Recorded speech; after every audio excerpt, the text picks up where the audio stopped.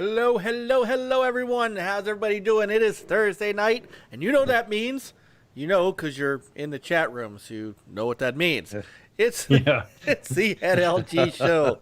And tonight, we got a literal emergency sub who, in 5 minutes, said, let me go get my camera. And he's joining us tonight. Chris is out, so it is a pleasure. From the chat room to the middle square, our brother Dreadpool. How you doing, man? He has finally I'm doing good. made it.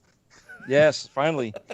It's been a while, right? We had a couple scheduling issues, but you know it happens. No, and I'm glad that you were able to make it tonight. You have been making the rounds, and so I'm like, well, damn it. Technically, you would have been on our show first before going on everybody else's. So, but ironically, it wasn't planned that way, but you know, it just kind of happened. Well, we save the best for last, is what we do. Yes, that's what I'm talking about. So, how you doing, man? Doing great. You know, just keeping working, trying to work on a special project that I mentioned on Saturday, and you know, getting all that stuff straightened out. Excellent. What did I miss? I miss a ton of things. What's this special project of yours? I haven't made an announcement yet. Oh. So it's a little special project. It's a secret project. It is. Only a couple people know about it. So, you know, they gave me a blessing that it's a great idea, and you know, so they'll probably be the first ones on there, seeing that they're the ones I discussed. Nice. Very nice. Well, welcome to the show, man. This is it's good to have you. Thank you. I can actually speak now versus trying to type real fast. Like, no, that's not. Yeah. Well, you know, was it me podcast, Sue podcast? So whatever you want to talk about tonight with us, if you've got any real hot to try. I mean, look, the truth of the matter is, unless we want to do what everybody else in the known universe is doing and going, oh my God, is the Lockhart real? There's really no other big news out there. So if you've got something on your mind that you want to talk about with us tonight, man, this is a great night for kind of a Seinfeld type show where we just let it go.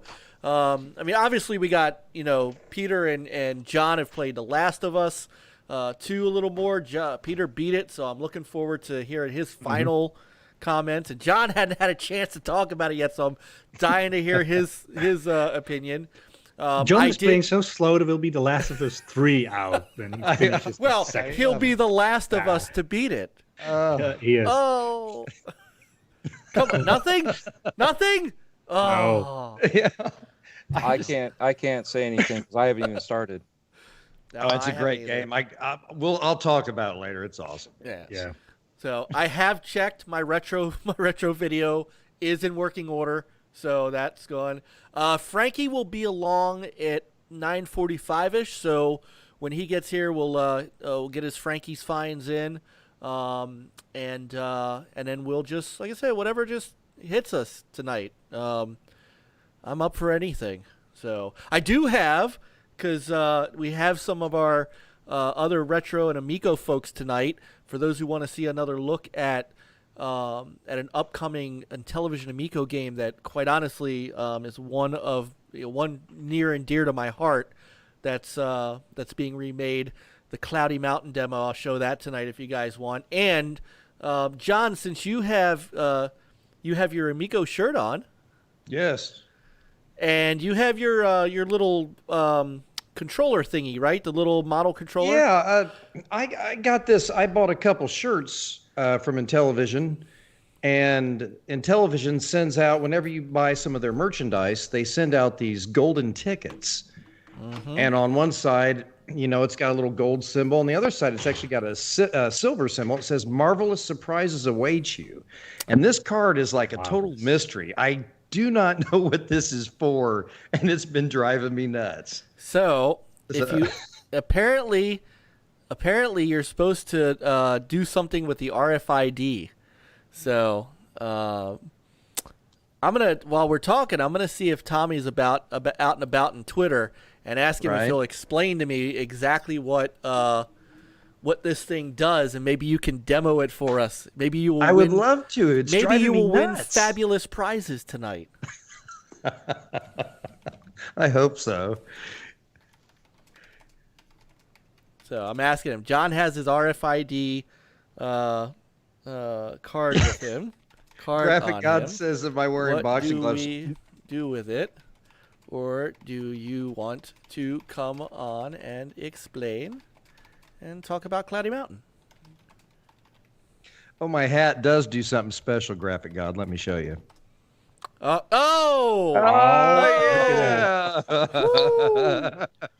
I can't tell if we're getting ready for 4th of July or the last boxing match of Apollo Creed.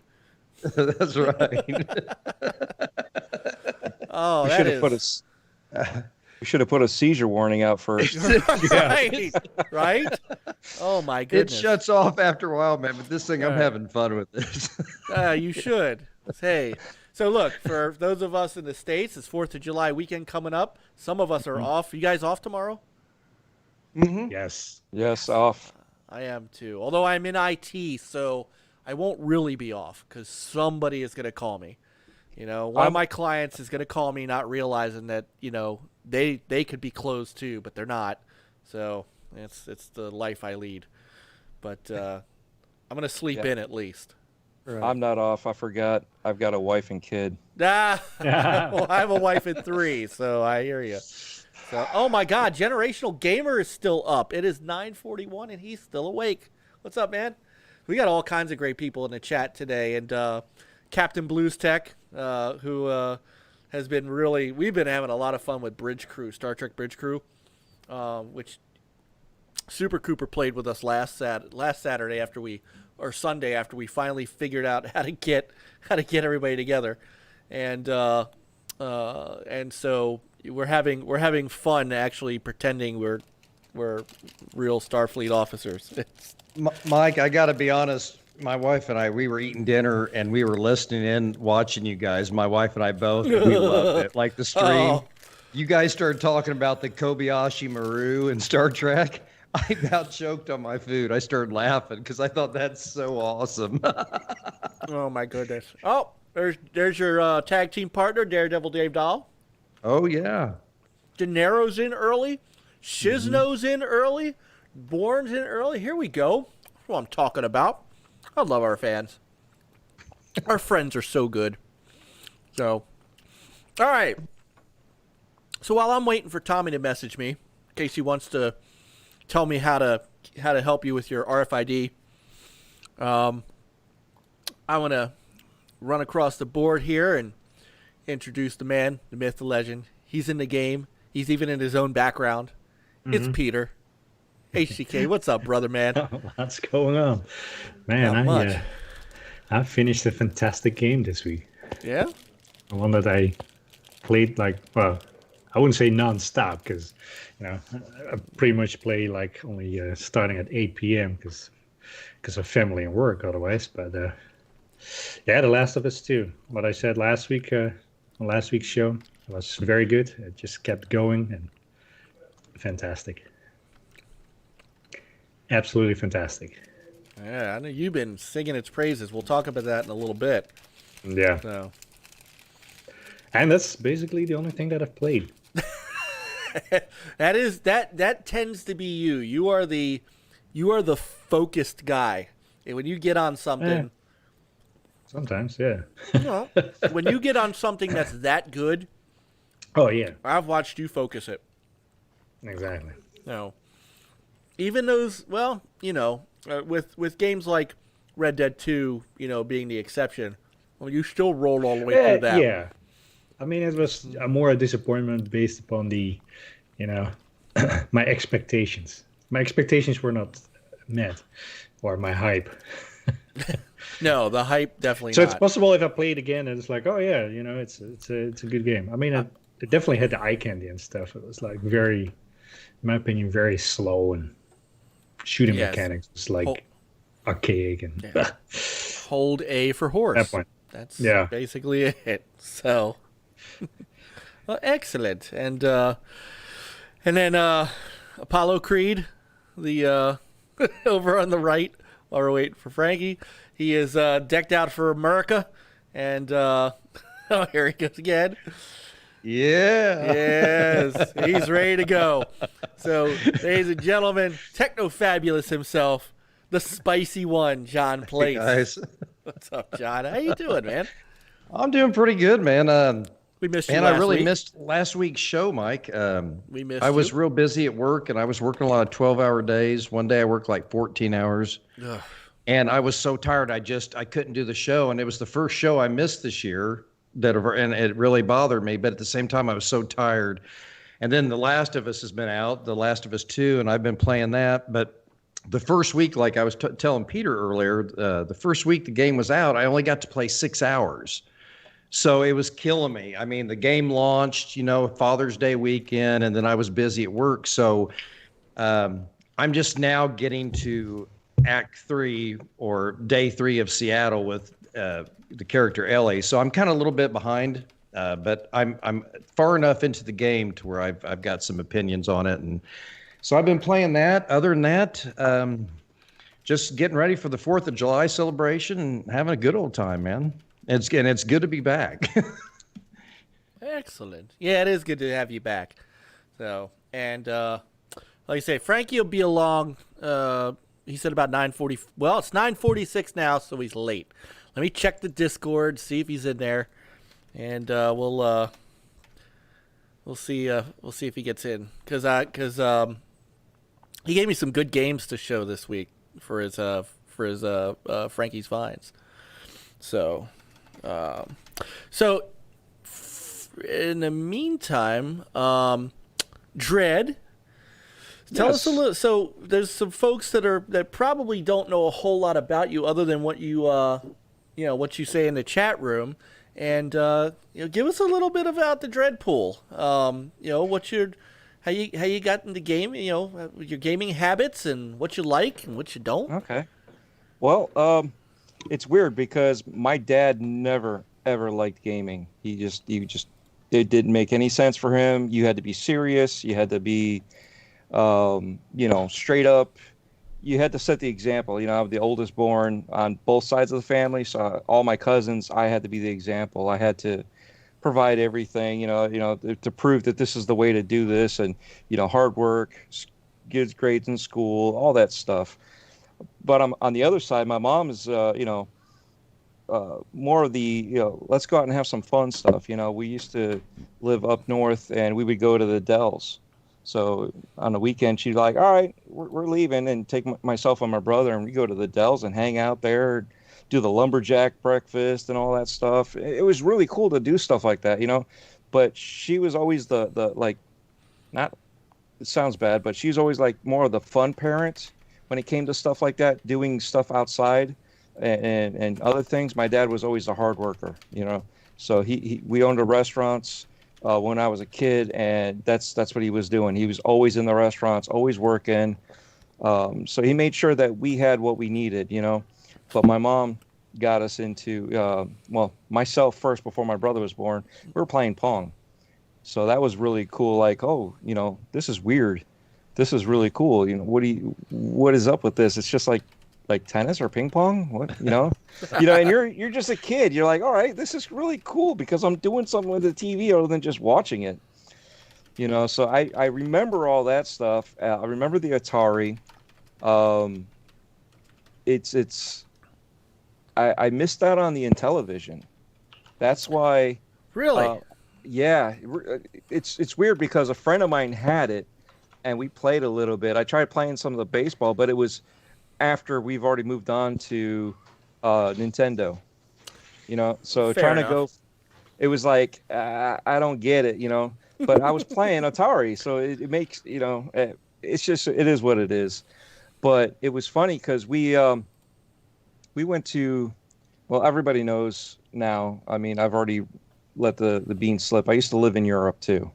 So my mom brought the Atari over. They took it to a tech to make sure that it worked on the PAL TVs.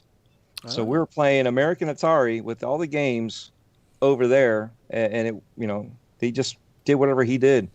So, my cousins are all over. So we were like the cool family, the Americans, and that's how it used to be. You're walking around and they're like, oh, who do you belong to? oh, I belong to so and so. They're like, oh, the Americans. Yes, that's us.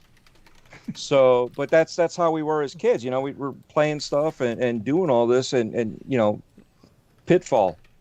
I don't know how many times I've played that game. You know what I mean? You play Tank Commander, but Pitfall was the game to play, and you start learning the levels, and didn't realize that there was like, you just thought it was random, and then you find out that there's more to it than just the randomness that you thought.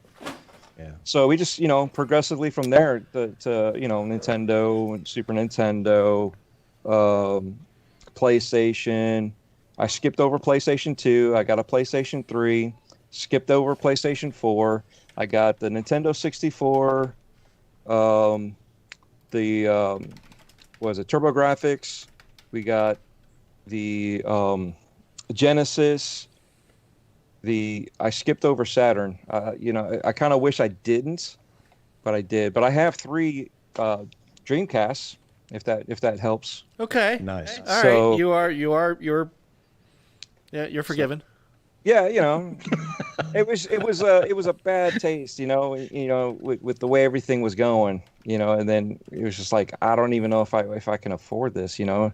We were just kids, you know. You had to sit there and beg and plead for a dad that, you know, to convince him that, hey, look, you know, I know it's a toy, I know it's a game, but to him it was just literally a toy. It's a waste of time, you know. Even Legos, you know, we all see it as building at kids' imaginations.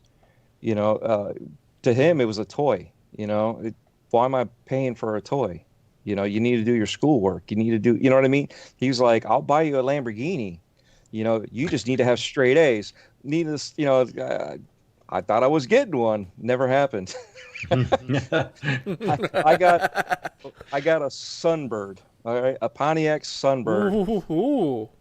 Oh, nice. I love those. Man, I love those. Oh, I actually hated that car at first, but then I loved it. Yeah, it was we called it a shitbird because it was a brown, dirty, you know, old car. He just pulled up with it, parked it, and that was it. You know, he went and, you know, to the bedroom to go lay down, and I was like, all right, what's up with this? You know, whose car did he borrow now? And my mom's like, no, that's your car. What? You know, so he did stuff. So don't take it the wrong way. It sounds like, you know, he's all mean and stuff, but he did stuff. It's just he had his own unique way. He grew up in the old country, you know, so you had to earn stuff. You know, it was manners. Right.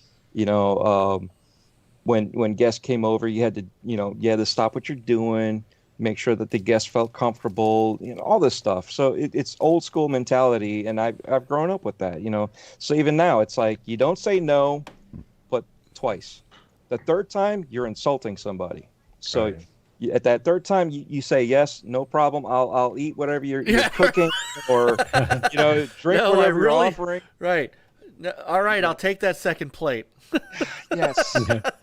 I'm going to waddle out of here, you know. That's funny. You do what you do. But, yeah, you know, it was just one of those odd circumstances that it wasn't like everybody, but it kind of was like everybody. We grew up gaming. We grew up around it, and we just took off on our own from my mom that introduced us to it. And yet again, we owned restaurants, right? So in the restaurants, we had arcade machines.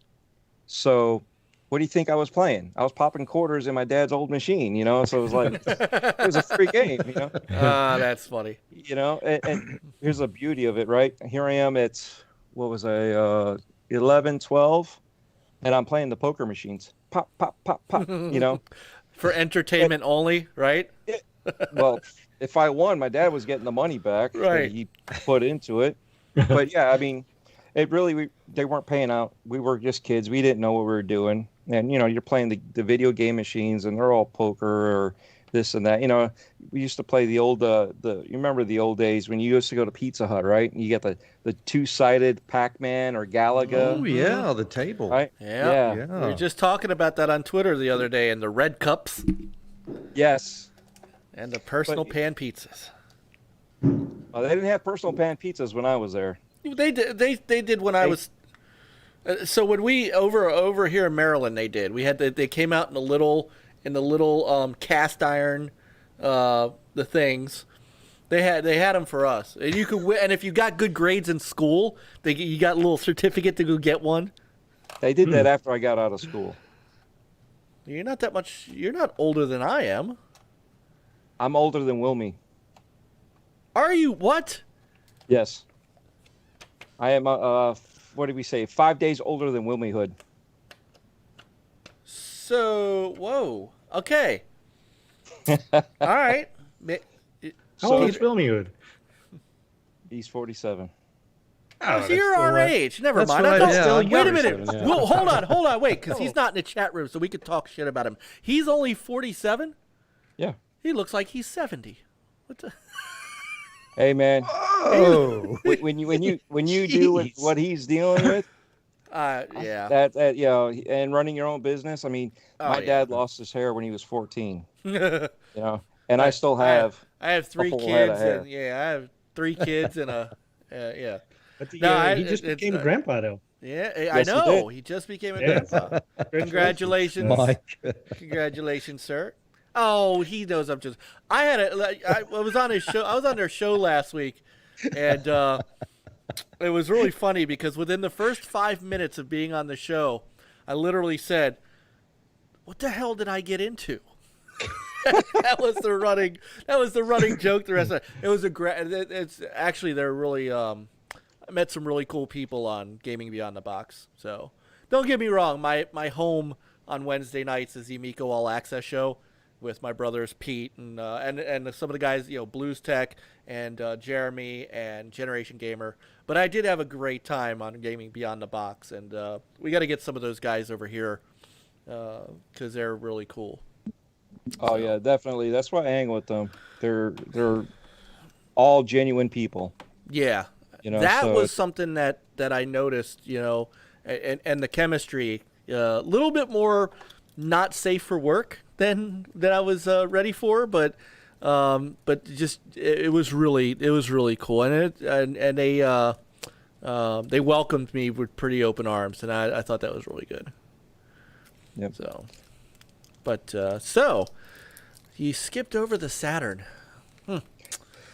Yeah. There's still time, man. They're still out there. I know they're still out there. It's just I might have to go the digital route. Well, the part of the problem is the games have become so collectible again that they're hard to get. So, I went to a couple of the local retro shops to just see what was out there that I could boost my collection with, and they had next to nothing. It's getting very difficult to collect Saturn again. You know what you got to do is you got to start house hunting and go to all those yard sales and just go from there. Estate sales, yard sales. I got a coworker that does the same thing. He not for gaming, but he goes and he's like, "Oh, you should have seen this stuff that I found." He's like, "You'd probably be into it." It was like this guy. I'm like, "Oh, you should have told me. I would have bought it." How much was it? Oh, it was like a couple pennies. I'm like, it's like $100, man. It's $100. I would have given you like 50. But you think it's after the fact, but it's one of those things. We the way that games are going right now. I mean, how many of those Saturn games are well over $300? Oh, I've got 4 or 5 of them that are worth that. I've got Burning Rangers is worth over that. I got Mega Man 8, and there was one other in my collection that's like $600, and that's just it's crazy to me to see that because I want to find a copy of there was a game that came out called Power Slave, and it's one of the best first-person shooters on the Saturn, and honestly of that era. It was an amazing achievement in technology for a console that wasn't built to really do 3D graphics like its competition. But that game, I mean, I can't find that game for less than $200. And I'm like, well, I could, give away, I could trade, but, I don't want to give up one of the games that I've got that's of that. So, I think the prize jewel in my collection right now, and I showed this on Twitter the other day, is my Amazing Spider-Man Web of Fire 32X. Box, manual, cartridge, all pristine condition. The current going on it's 1,500 something. I'm like, you got to be kidding me. I don't get it. I mean, it's a game. To the highest bidder. Yeah, right. My wife said, my wife was plotting my death. So she, 'cause, you know.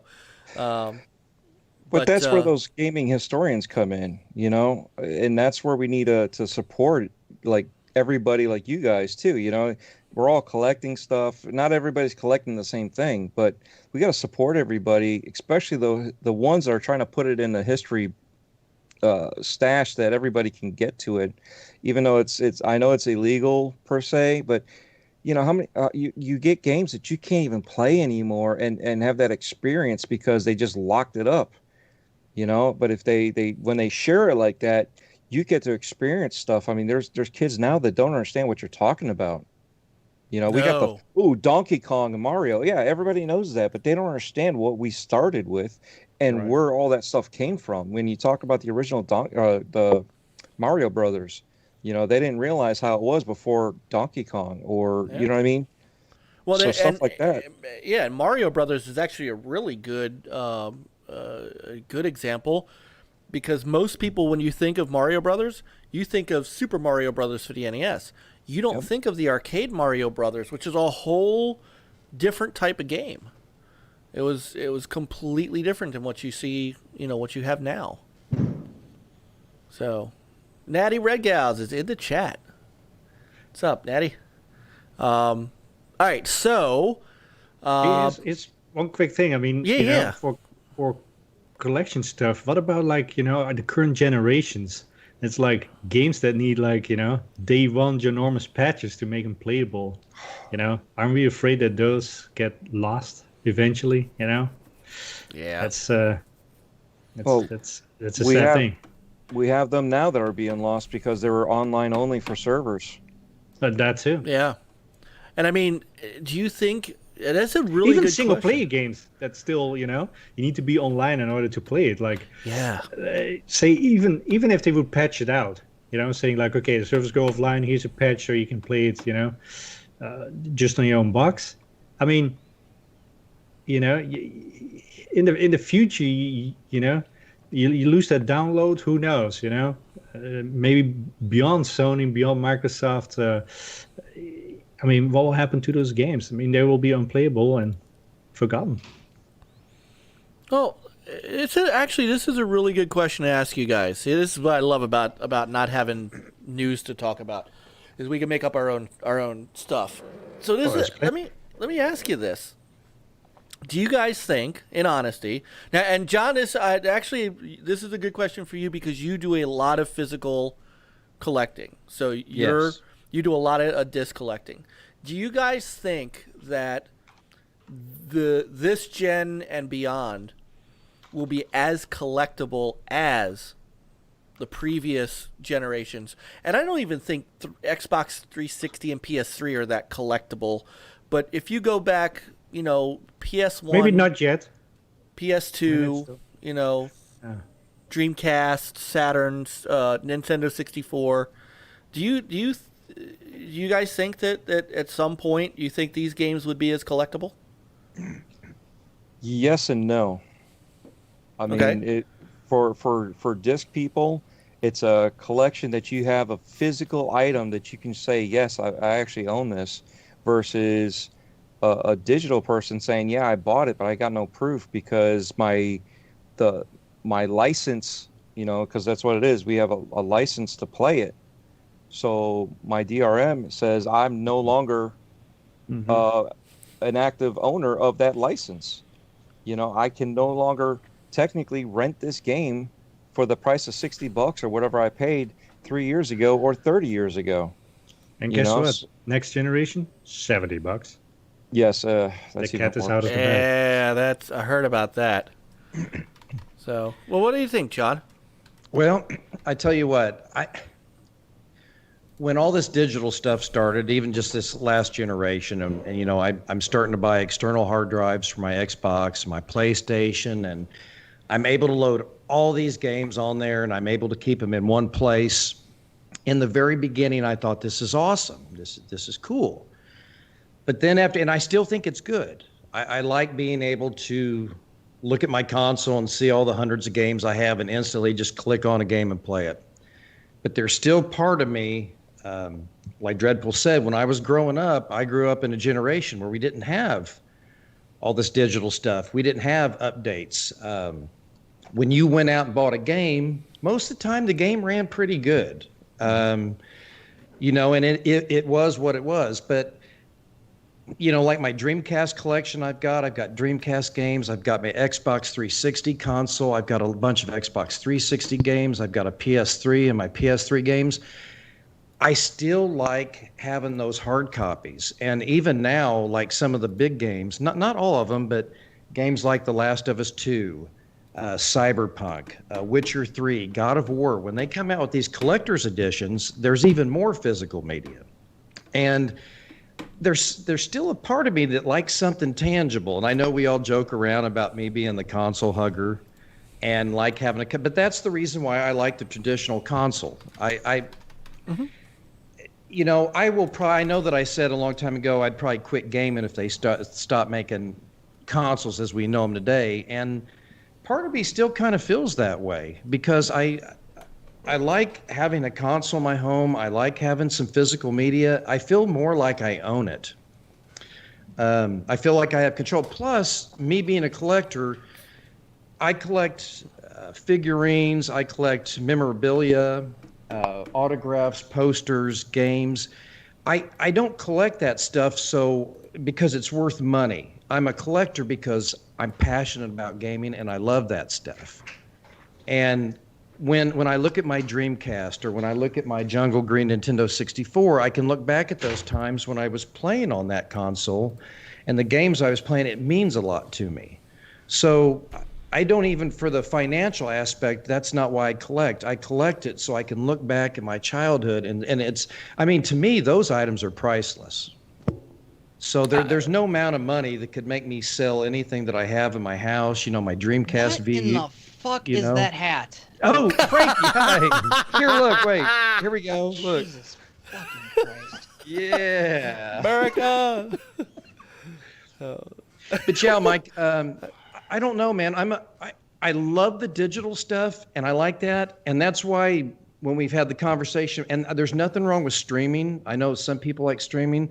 But man, I don't know. I grew up with consoles and games. Something that fuck. you Are we can doing watch. this again? No. We were asking a question about hang on, let me finish and I'll get to you because I want your opinion on this too, Frankie. And I'll catch you up in the question when John's done.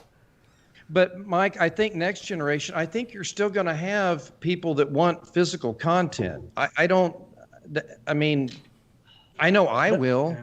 Especially for the games that really matter to you, like maybe that Halo game that comes out or the next God of War or something like that. I would rather have, on those big epic games that you're looking forward to, I would rather have the hard copy version or something that I can keep.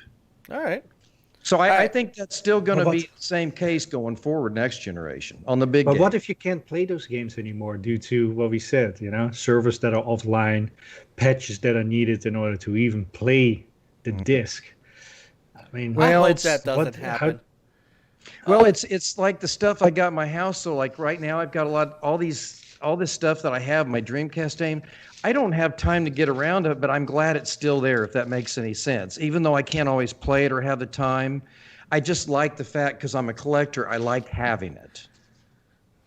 If that makes, I mean, it does, and I'll tell you, as soon as I get Frankie, and I'm going in the opposite direction, and I'll tell you why in a minute. So, Frankie, first off, what's up, man? How you doing? I'm here. I see that. So, we have a first time. Hey guys, we got a first time chat person. K Schnell 24, first time here. Welcome to the NLG Show. We hope you you're in great company with some fantastic gamers, and we hope you enjoy. So Frankie, so where this came up was we were asked, we were talking about older games. We were talking about collections, and Dreadpool was kind of giving us some of his background, and we were talking about some of the games that we have in our library, and I was talking about a couple of games in the library that I have that are really expensive now, but that I wouldn't sell them, or things like that. But there's a couple of games that I really want for the Saturn that are $200, $300, $400. So the question that I asked was, do you think this and the next generation of gaming will be as collectible as those previous generations, from the PS2 and Xbox down? And to be honest with you, and this might be just me looking at the price of the games and what they're worth, I don't think the OG Xbox is all that collectible. I mean, you can get those games, anywhere. When I think collectible, I'm going Nintendo 64, Sega Saturn, 32X, Sega CD, PlayStation 1 to an extent. Oh wow, Jack 4. Nice. And even TurboGrafx is collectible because there's not a lot of people that really had it. It seems like Jaguar is becoming a little collectible. That time. Yeah, I don't know. It's just, but so do you think these new games, in the way that they work, are they as collectible as previous gens? No. And I say that as somebody who loves physical games. You guys know I buy all these limited runs, all this shit, but no, granted I'm missing a whole bunch of this conversation, but I know Peter was mentioning, I can't think of how many games I've purchased. Lords of the Fallen's a good example. If you buy the disc, if you do not download that day one patch, the game doesn't work. You can't play it. Really? So, yeah, there's all kinds of games that, even though they're out on a disc, like if they're missing a critical patch or a day one patch that makes the game playable, like what's the point of having a disc? Like even if at some point, we're not going to be able to download these updates, I would assume, like you put that disc in, 20, 30 years from now, what the hell's it going to do? You're going to look at it and you're going to go, wow, this game's fucking terrible. Even if it's a game that, looking back, it's like, yeah, that game was fucking awesome when, we played it. I think of games like Days Gone, God of War, that got like 50 patches. Peter, you know what I'm talking about. Yeah. Every time you turn on the PS4, you're downloading God a of fucking War patch. was like, almost felt like But, two patches. but was it? But could you play it without the patch? Like we live in this. Probably. We live in this time where we're so used to it that we don't think about it. But I'd have to. And Sony, though, Sony built their entire marketing platform on not being online. So, Yeah, but that might be true for their first party, though. There's certainly a ton of games that I think if any game that's like requires you play, yeah, or whatever any kind other of DRM. of that junk. Battleborn. Battleborn's going to shut down soon, and then what's Frankie Yeah. gonna? I mean, it's all what's Frankie gonna do? Yeah, that disc is useless. So you can't connect to the internet. The game doesn't work. So. No. I got a. Oh, thank you, Infinite. So they brought K-Chanel24 on to check us out. So I appreciate. See, again, I love our friends, our guys in the chat room. This is community.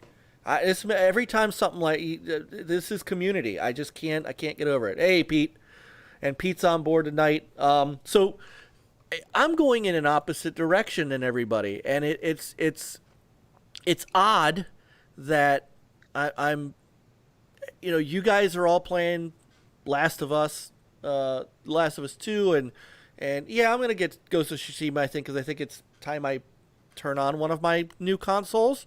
There you go. But you know what? I came downstairs, and what did and I went right for Outlaw Tennis.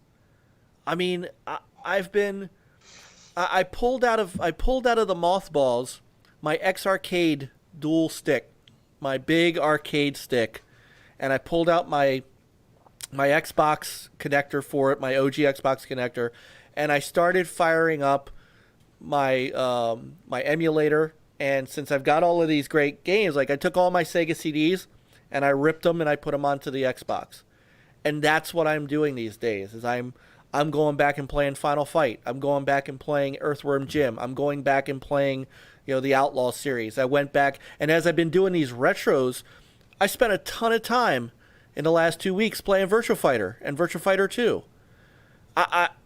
There's something going on with me, and I can't explain it, to where I'm regressing is the wrong word. I'm moving back into exactly that. Exactly what John said.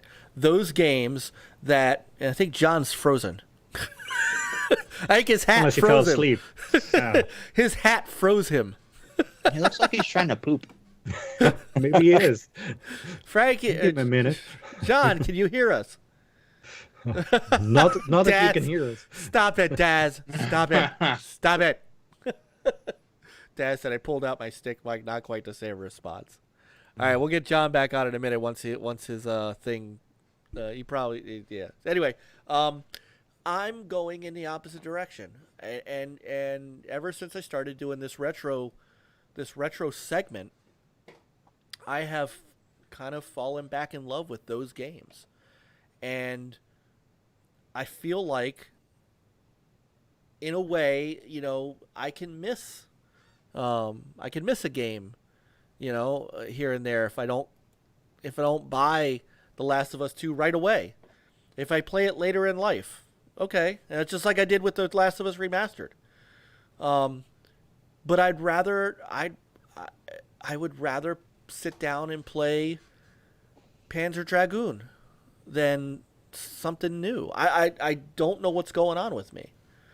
I've been so excited about the Amico. Even though it's new, there's still that retro feel to me. I mean, I when you talked about Dreadpool, when you talked about Pitfall, I was like, yeah, Pitfall. And I'm like, and I'll go and play that later. Are we getting a new Pitfall in Amico? No, not yet. Apparently, apparently Stay Activision. tuned. Yeah, I think Activision owns that, right? Activision still owns it. So, Yep.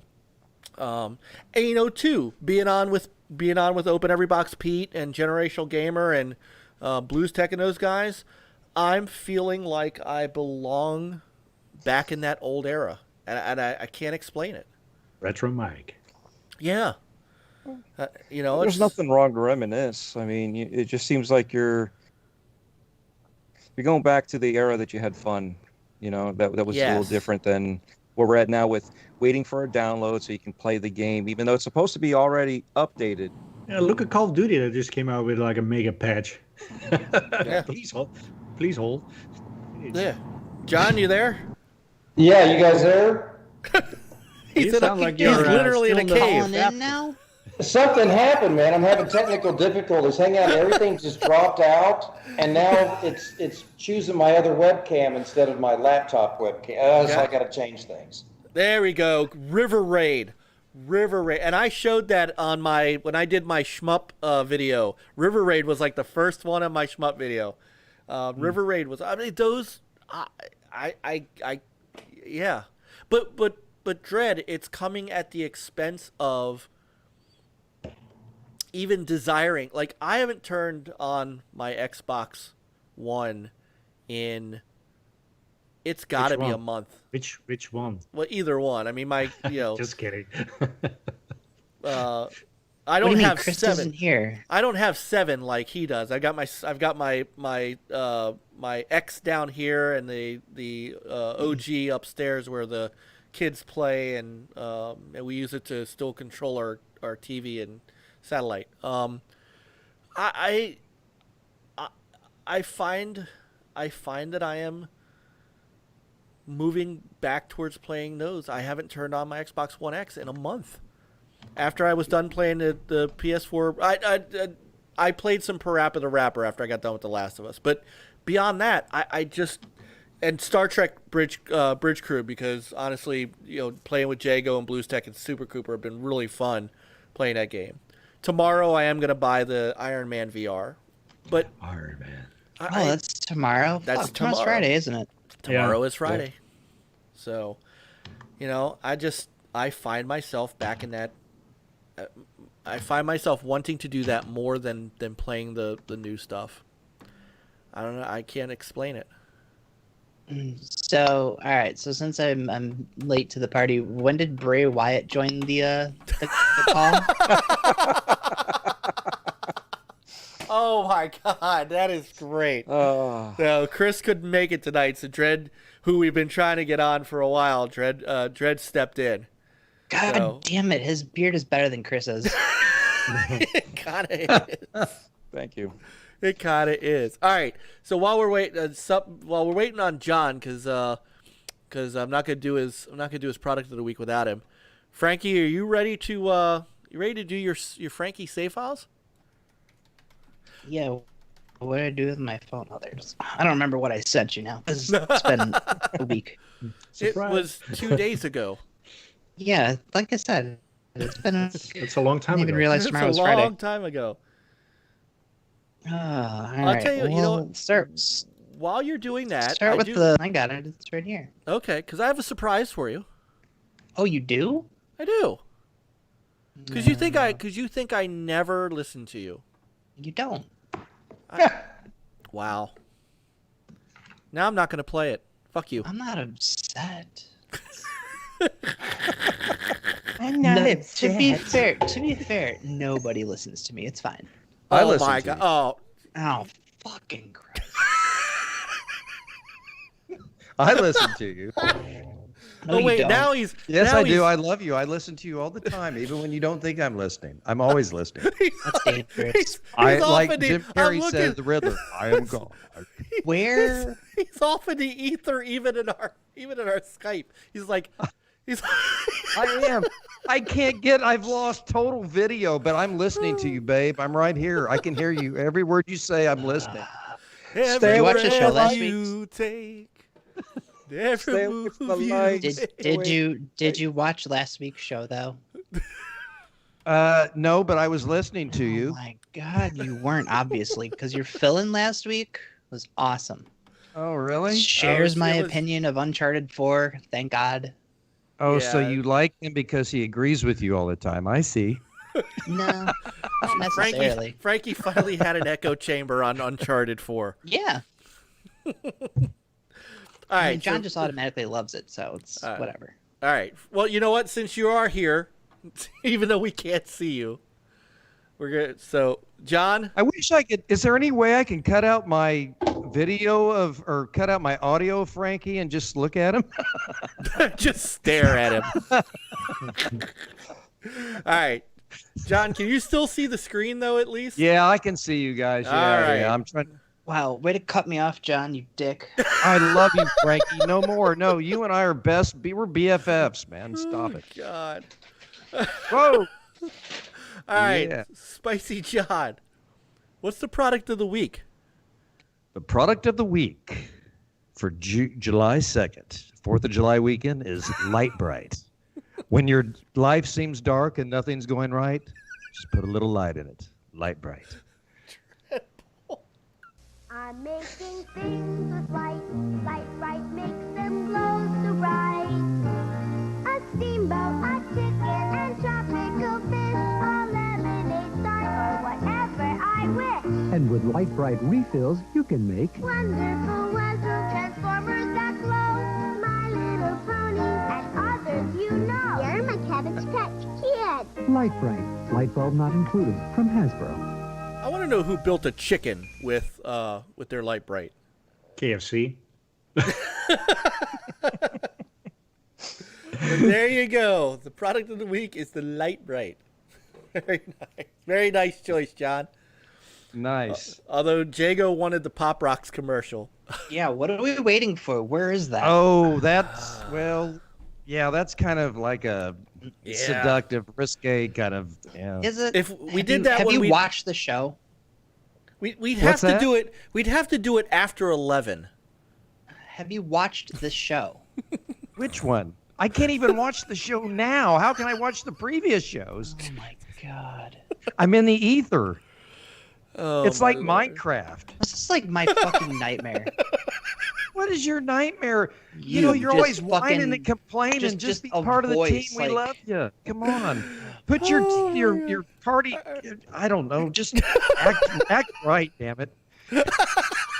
You're asking a real whole lot right now. I know, but you know that I love you. I don't understand what this tough boy attitude's for. What are you doing? It's Hey, July Dredd. 4th weekend. Hey, Dredd. Come on, What Scrooge. Liven up. Aren't you glad you came on the show Jesus tonight? Christ. God, you make it sound like that means something. Like people have. You mean something work to me. off. I love you. I'm your friend. Now get over it and be happy.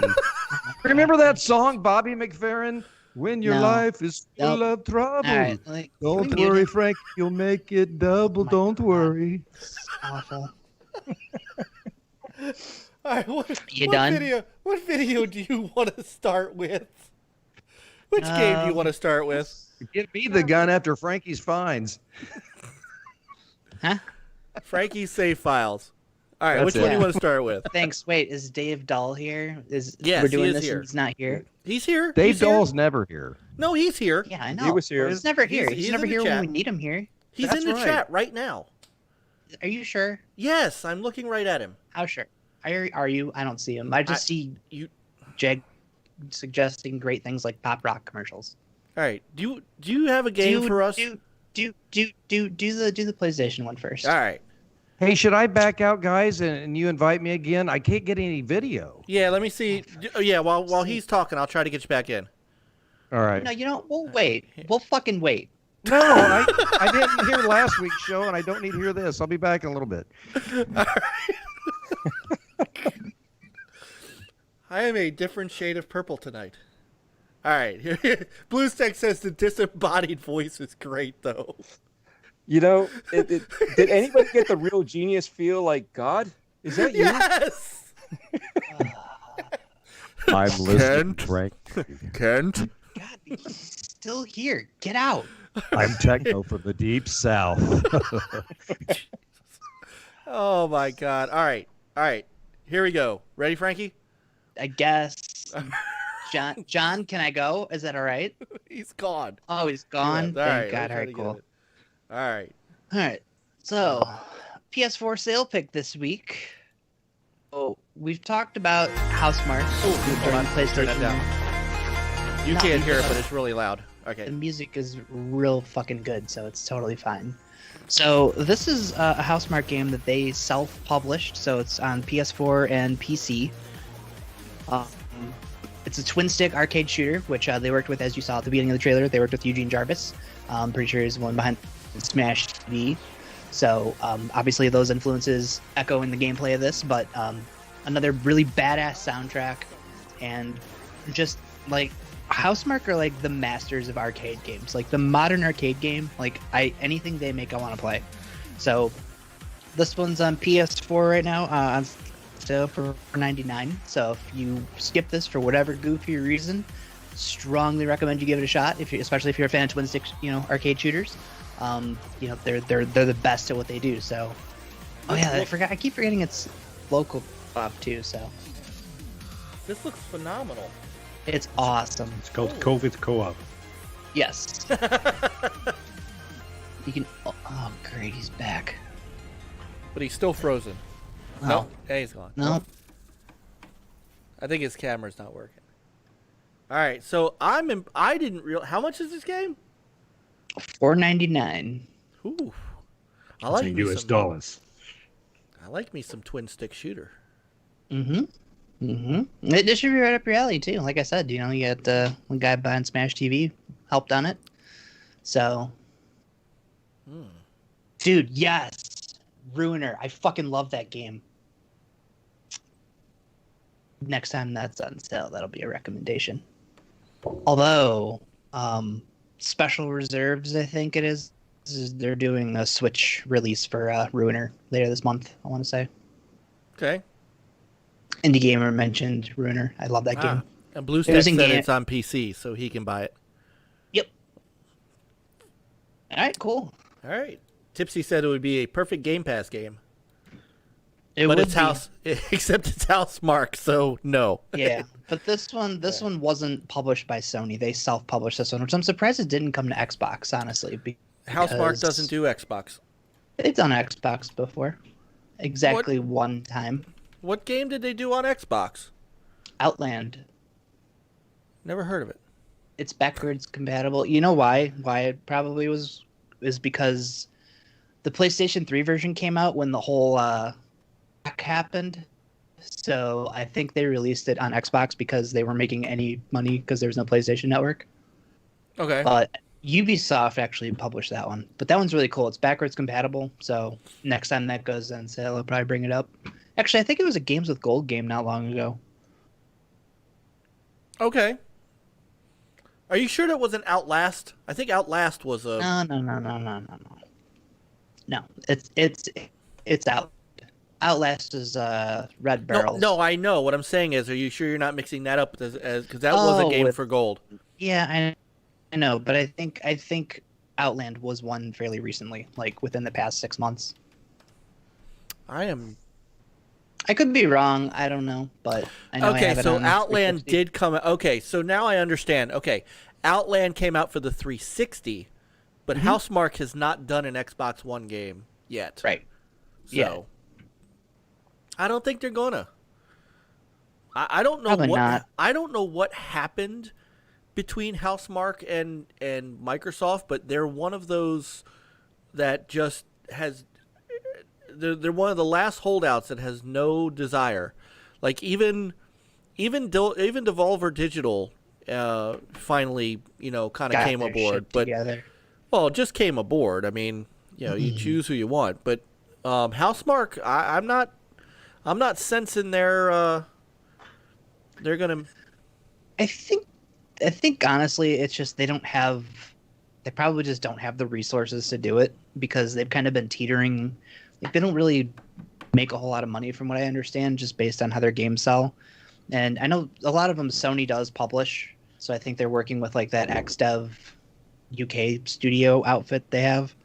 But this one I don't know though, because I felt like this one should have been on the Xbox and the Switch for that matter, because it would have been great. But No.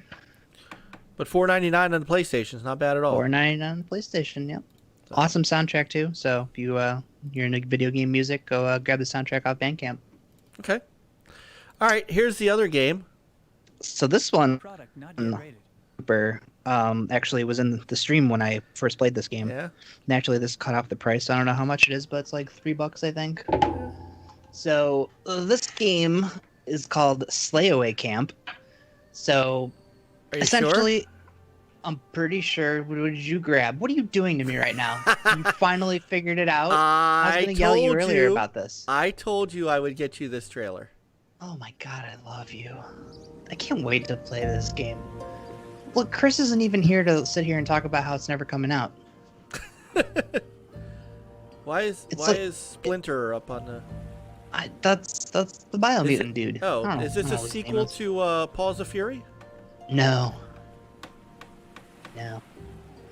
I don't know why, but I feel like since we're not getting a Sly Cooper game, like this is like the next best thing. I can't wait. This I'm is just a glad that bonus. it's- This is a bonus save file for you. Yeah, too bad it's I not out yet. felt so bad that I couldn't get it until after the show. I love it. Like But I here, can't wait to play this game. So you guys can hear. I know it's hard to hear unless you are watching the stream, and that way you can just watch the live. They've been like radio silent on this game for so damn long. How long has it been in? God, it's probably been at least 3 or 4 years now. I mean, I'm all up for Kung Fu Rodents. Oh yeah.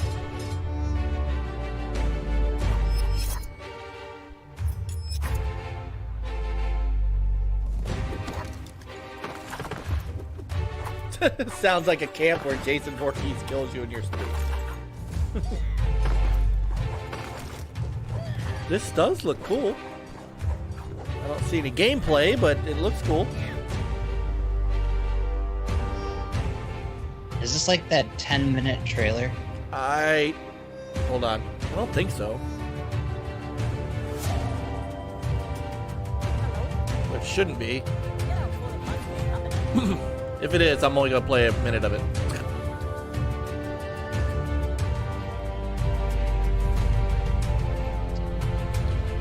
Oh yeah, this is 10 minutes. All right, so Oh, here you go. There you go. There's some gameplay.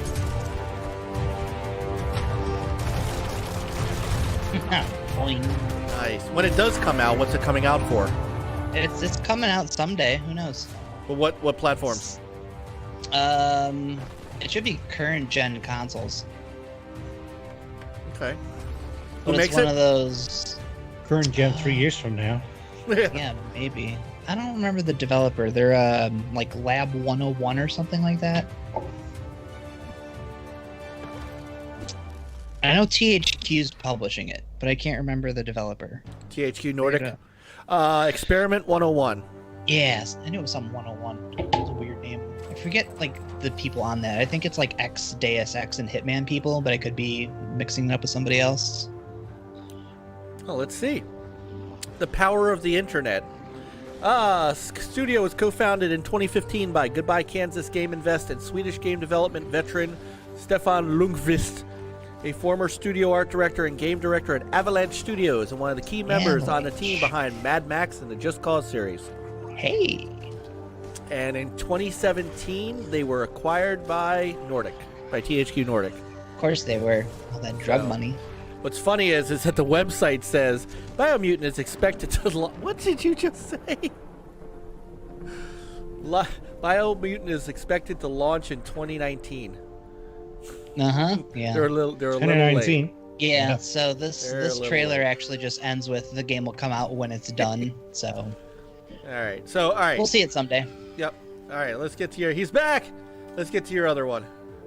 Oh, he's back and he's like moving. Yeah. Yes? He blurred his background too. Look at that. Oh, we can't hear him now. Oh no!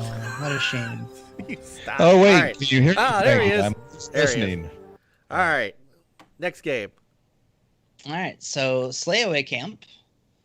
So Super Cooper, I remember, was like one of the people in the chat. 'Cause it was one of the first, I think, live streams I did when I was doing the short pause stuff. So this game actually came out, I want to say it was the same time as The Mummy Demastered, but I remember like it was nearing Halloween, so there were a couple of really cool looking games coming out. So we decided, Ben decided to do an earlier stream, and then since I get home late, I was like, all right, cool. So when you get, when you're finishing up, I'll just fire this game up, and I ended up playing it for like an hour and a half or something ridiculous because it's addictive.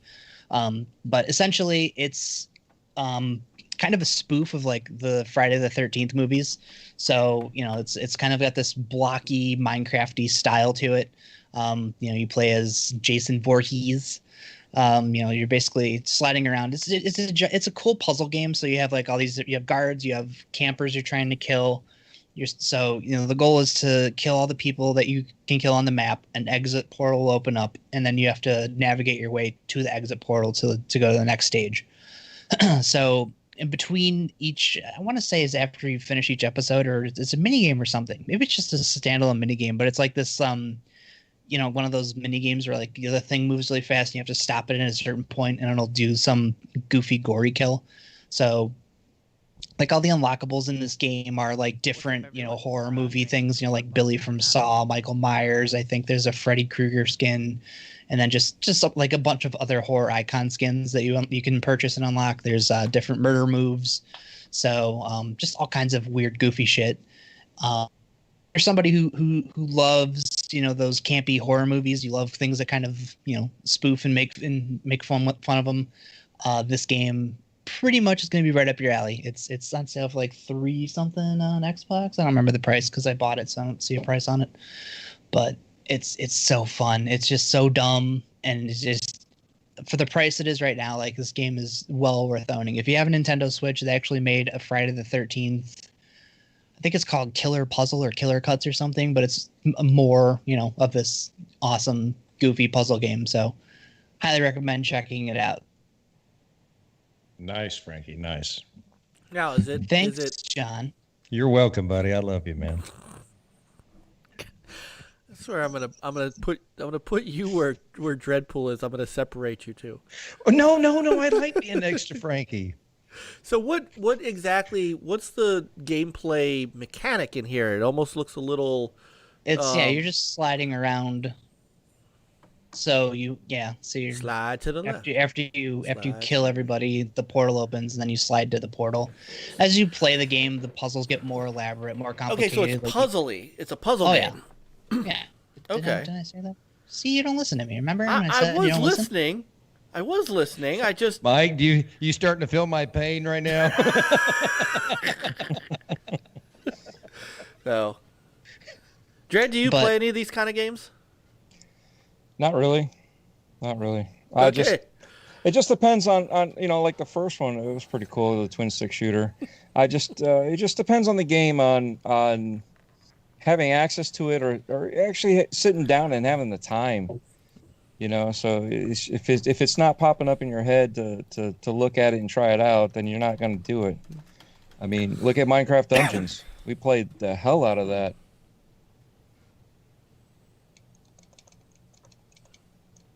All right.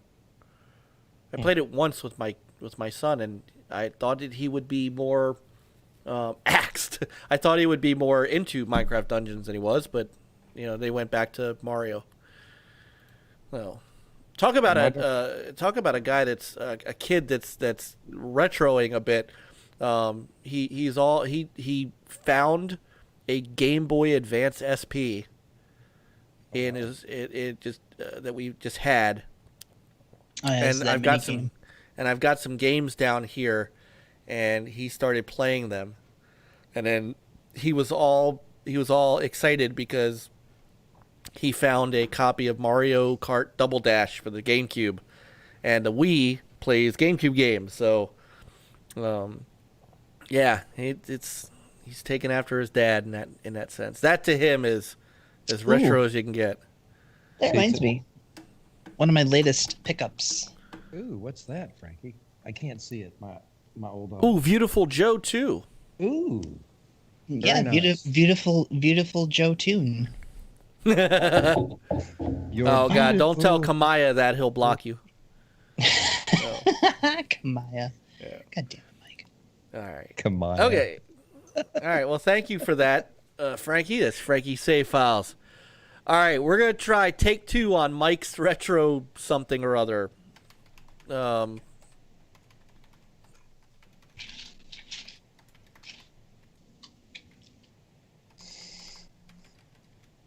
I miss Frankie's safe. I'll have to listen to my own show just to watch what I missed tonight.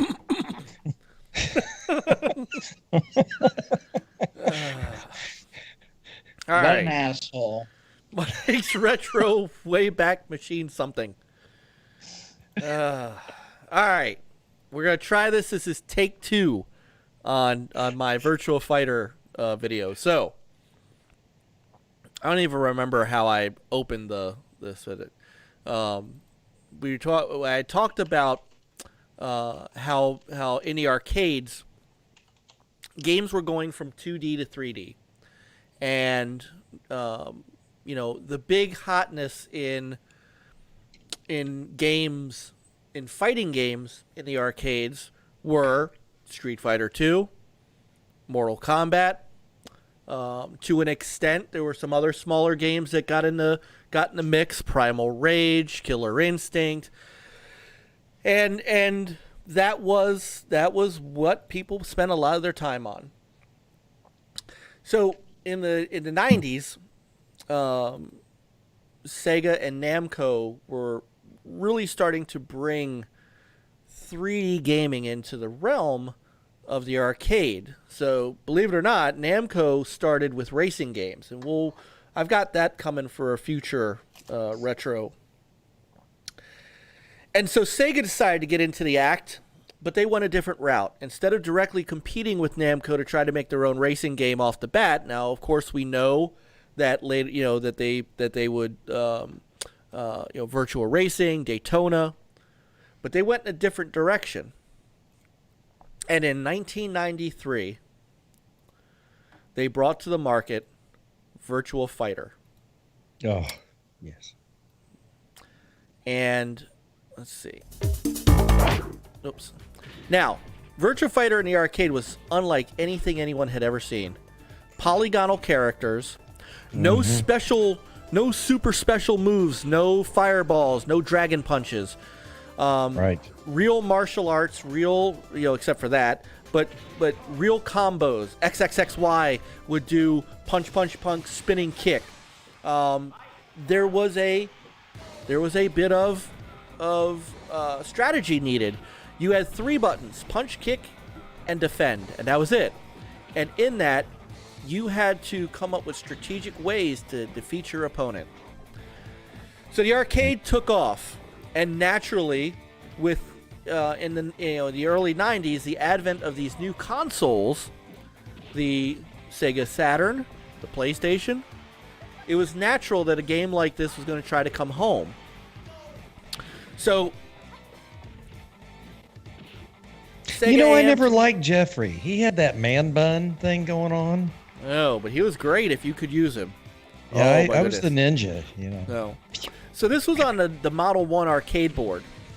And Yu Suzuki and Sega AM2 decided they were going to bring this to home consoles.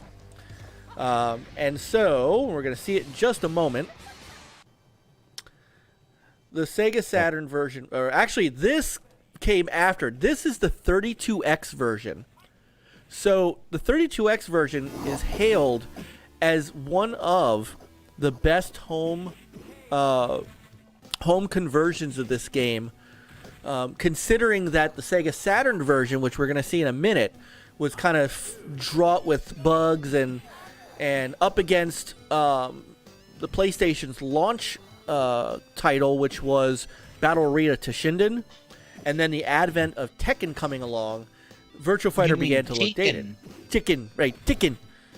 But the 32X version was actually developed in-house and was incredible. And they were actually part of the team that built this, also built the Genesis port of Virtua Racing that had that VR chip in it. Not the VR chip, the 3D chip that was meant to rival the Mode 7 in the SNES. But yes, Dazzers, this is like last week, except the video works. But the great part about this game, the controls for the 32X were spot on. You could hear a lot of the background the sounds, and they did a really good job of recreating the soundtrack. So, before that, we had Virtua Fighter for the Xbox, or for the Xbox, Jesus, for the Saturn. Now, at first glance, you say, yeah, it looks pretty close to the arcade version, right? But there were a lot of bugs in this game, and again, up against the PlayStation, it looked dated. So, about shortly after, and here's one more view of the original Saturn game. Shortly afterwards, Sega wanted to, even though this game got really good reviews, Sega wanted to do something for the folks who bought the Saturn and who were kind of disappointed in some of the buggy play and some of the control issues and things. So they actually remade the game into what they literally called Virtua Fighter Remix. We're going to see it in just a second. Virtua Fighter Remix was it came out a year after Virtua Fighter, and it was actually a free upgrade for anybody who who had a Saturn that could prove, you had to have proof of purchase, you had to have your receipt, sent it in, and what you got was a really nice looking game. So you can see in the remix version here that the game is much smoother, but also look at the character models. Now they're starting to be rounded out. No more of the polygons. No more of that blocky look. Look at Sarah's glutes. Oh. Yeah. But you could see that there's a marked difference in how the game looks, and there was a marked difference in how the game played. The controls were much, much tighter and easier to work. And again, in a game like this, you really needed strategy because you didn't have. Again, you couldn't do dragon punches. You couldn't do, constant fireballs.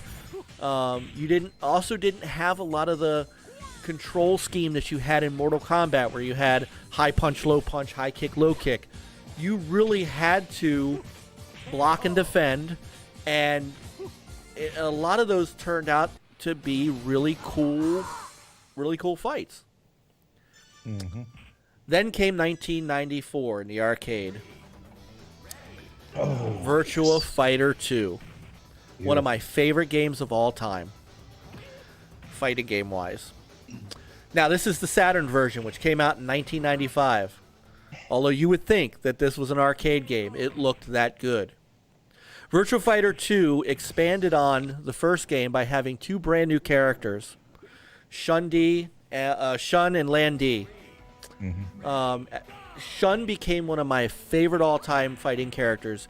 He had that drunken boxing style, and the move sets in Virtua Fighter 2 were so much more complex, even though it didn't add any extra buttons. So the combos allowed you to do different chains, different things, and a character like Shun was absolutely deadly if you knew how to use him. He drank the animations, he drank from his bottle. He could lay on the ground and then pop up and hit you. He could flip over and kick you with his legs. There was so much depth to Virtua Fighter 2 that it was one of those easy to pick up but almost took a lifetime to master. I went back and when I was playing this, see, the animation is just phenomenal. And that's Wolf, isn't it? No, that's Lion. That's it. Shun You're Di right. and Lion. And both of them, again, they had authentic styles. You know, this was... so here's Lion versus Jeffrey. Now, Jeffrey's much better looking. Now, the thing about Virtua Fighter 2 as well, especially on the Saturn, you see the backgrounds are now a lot more polygonal. They move. They slide back and forth. They come in and out. Also, Virtua Fighter 2 added a team battle mode, which was like a tournament. You picked 5 characters, picked 5 characters on the other side, and you could do like one-on-one battles, and the winner stays on. So kind of like a round, Now, my final thing I wanted to show you guys. This was my surprise. I don't know why, but in 1996. Sega decided to bring Virtua Fighter 2. Of course, it's not working as well, the video. Decided to bring Virtua Fighter 2 to the Sega Genesis. They turned it into a complete 2D fighter. The move sets were all from Virtua Fighter 1, but the backgrounds and stuff were taken from Virtua Fighter 2. So it's kind of a hybrid game. Yeah. Believe it or not, don't let the video fool you. It ran It ran better than this, but it controlled incredibly well, and it was really fun to play. It's hard to find, but if you want to try it, you can go out and get it in certain places if you have an emulator. And that's all I'll say. But it was. When I found this, I think I found this at Too Many Games last year, and I'm like, I got to buy this. It was an amazing cartridge to play. So, now the Virtua Fighter series would go on to a few more games, leading up to Sega kind of taking the big dive into where they are now. So. They came out with a kids version called Virtua Fighter Kids in the arcade in the Saturn in 1996. It was basically, you remember the show Muppet Babies? Oh yeah. Think Muppet Babies and Virtua Fighter. It's basically little bodies, big heads. Later on for the Saturn, and I don't have this game anymore, and I kick myself a lot for getting rid of it. Fighters Mega Mix, which was just a conglomerate of all of these different fighters from Virtua Fighter 2 and from a game that came out right before it called Fighting Vipers. So it was all of these great characters. Plus you could fight as Rent a Hero. You could fight as the Daytona USA Hornet car. Bark the polar bear. So there's a whole ton of characters that you could play. It's a very difficult to find game these days, and I'm kicking myself for ever getting rid of it. And then the Virtua Fighter series itself began to come out for the newer consoles. So 3, which came out in the arcade in 1996. And then 1997 came out an updated version called 3TB, which was 3 Team Battle. In 1998, that game came out, and it was arcade perfect on the Dreamcast. On the in 2001, Virtua Fighter 4 came out, and then came out on the PlayStation 2 in 2002.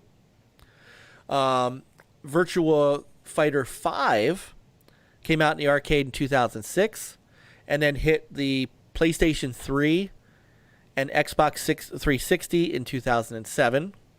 And then since then, a couple of mobile games. And that's where Virtua Fighter is languishing now. Languishing now is mobile. You said you hadn't gotten a Saturn yet, but yeah. Saturns are not terribly hard to find as far as the consoles go. But the games, if you have the ability to find a Virtua Fighter 2, I would suggest checking it out. I mean, the little clip that I showed of the game here does not even come close to doing it justice. The Virtua Fighter is just it stands the test of time for me, and it is just simply, of all the fighting games that I've ever played, and I've played a ton of them, Virtua Fighter will always stand as my favorite.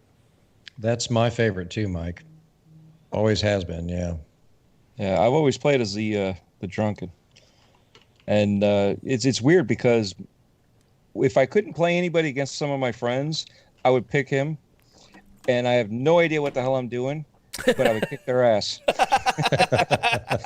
And they're like, "How the hell are you doing this?" I'm like, "I have no idea." Just button mashing, and I would kick their ass. It was just so weird. But I tell you, Jackie was good, Dreadpool. Jackie had the kicks. Yeah, you had to watch out for Jackie's legs, man. Yeah. But I'd fall down, roll over, and next thing you know, I'm doing the kicks while I'm on my hands and knees, or the hands, backstand, whatever, and just kicking away, and then get back up, and then it was just like, what the hell? I don't know. It is what it is. And then here we are still at on the other side of at the arcades playing Mortal Kombat, and I'm in college at this time, and I'd show up for roll call. And as soon as we had our first break, we'd take off and go down next door. We had an arcade place. It was a putt-putt. You get some snacks or sandwiches, whatever. So we'd sit there and just play Mortal Kombat. And then next thing you know, everybody's gone. You look around, you're like, huh. And all of a sudden, people start coming back in again. You're like, all right, so we're okay. And as soon as you start seeing it thin out again, you take off and you go back in and you sit down for the last part of the call. So that way you showed your attendance. You're there in the morning and you're there in the afternoon when you left, but you weren't there in the middle of the day. And but we used to play that all the time. And one of my best friends, he was a button masher on that. And I'm like, I don't understand, how you're doing this. But I would sit there and look away and tell somebody, you pick who you want, you tell me who you want me to play, and I'll pay for the game. And we were that good that we were just we're in the top 5, for everybody that was going to the school there and playing. And it was just cool to do this stuff, and then leaving there to go to the other arcades and then playing this, seeing the Daytona USA, seeing all this stuff, it's really cool to yet again reminisce about all these games and still having access to play them. So yeah, I definitely want to, if ever, definitely want to get a Saturn. It's just, finding the right games.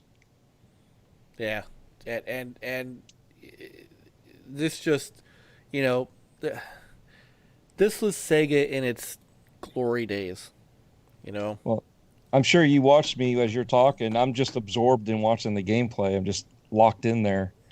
It just I was pretty good in my time. So I'm still pretty good. Although when I played Virtua Fighter 2, I had to pull the book out because, like you, I love using Shun-Di, and but I had to pull the book out to figure out all the moves to do. So, yeah, awesome. Peter, did you do a lot of fighting game playing? You know, on the OG Xbox, Dead or Alive. Rumble Roses. And no, I've actually never played that one. I love Rumble Roses. Some what's it called on PC? Some Mortal Kombat. Long time ago. Maybe it was version 3. Maybe, don't know. That was Ultimate MK3. Is that one? Was that one? Yeah, I don't know which. Probably still have the disc somewhere. So that's, but I suck pretty much at these kind of fighting games. Like especially the more modern one, Killer Instinct and stuff. It's like, yeah, you have to know all the combinations and stuff to, you know. It's with a lot of games, you know. If you want to be decent, yeah, it's but you have to play like, you know, non-stop to get decent at it. And I'm more like a button masher. Only get you so far. Yeah. What about you, Frankie? I bought a Sega. Well, I didn't buy one. My parents got me a Sega Genesis because I badly wanted Mortal Kombat. Because I think it was our babysitter at the time. See if I can find that disc. God, I don't know. I was like really young, so I remember my babysitter had a Genesis, so that's how I played like Aladdin, and then they had Mortal Kombat. So I asked for that for Christmas, and my grandma got me Mortal Kombat 2. So I pretty much, for years, that's all I played was Mortal Kombat 2. That's always kind of been my go-to fighting game. I try to dabble in them when I can, though. There's a couple of really good ones that are out. You know, like we've talked about Killer Instinct. I think that's one of the best fighting games that's come out this generation. You know, the Mortal Kombat and Injustice games are up there too. I think they're excellent. I love Street Fighter. You know, I'll throw down on that too. I got a couple coworkers that we used to like get together and like, you know, we play a lot of Smash Brothers because we all had Wii's, so we were always going over somebody's house and you know, just like be up until 4 a.m. playing Smash Brothers, eating pizza, drinking. So I don't know. Fighting games have always kind of been like my go-to. Like if I'm going to be hanging out with people, that's what we always end up playing. So it's usually that. And then like for a while we were doing Dive Kick because that game is just fucking dumb and I love it. It is. It's a simple game. It's, you know, you jump and kick. It's one-hit kills. So it's awesome. But yeah, I mean, I love fighting games. That's always been like the things I gravitate towards. I'm surprised you didn't have. Well, maybe you'll do it later, but Eternal Champions. Oh, Eternal Champions. You know what? That could be one. That could be a future rec because I've got both the Genesis and the Sega CD version. So. Yeah, the Genesis one. My brother and I spent months. Like we had a notebook somewhere that had just like.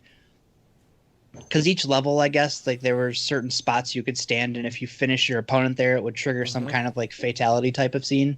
So we spent months just trying to figure out each level's like spots to be in to do stuff. So we had like Blades level down where you kick them into the fan, and I think Midnight's level, you had the chopper that comes in and basically bombs the guy. So there's all kinds of cool stuff like that you just discovered playing the game. And you know, we didn't have the internet back then, so it was just all this stuff that you just found and you're like, what the hell, how did I do that?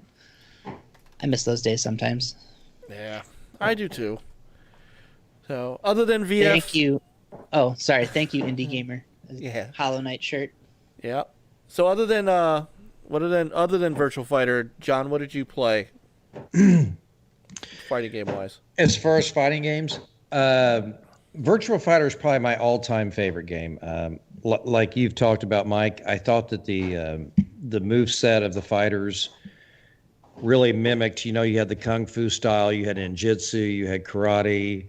The forms were kind of true to the real forms of martial arts. But other than this, Street Fighter was kind of my jam growing up.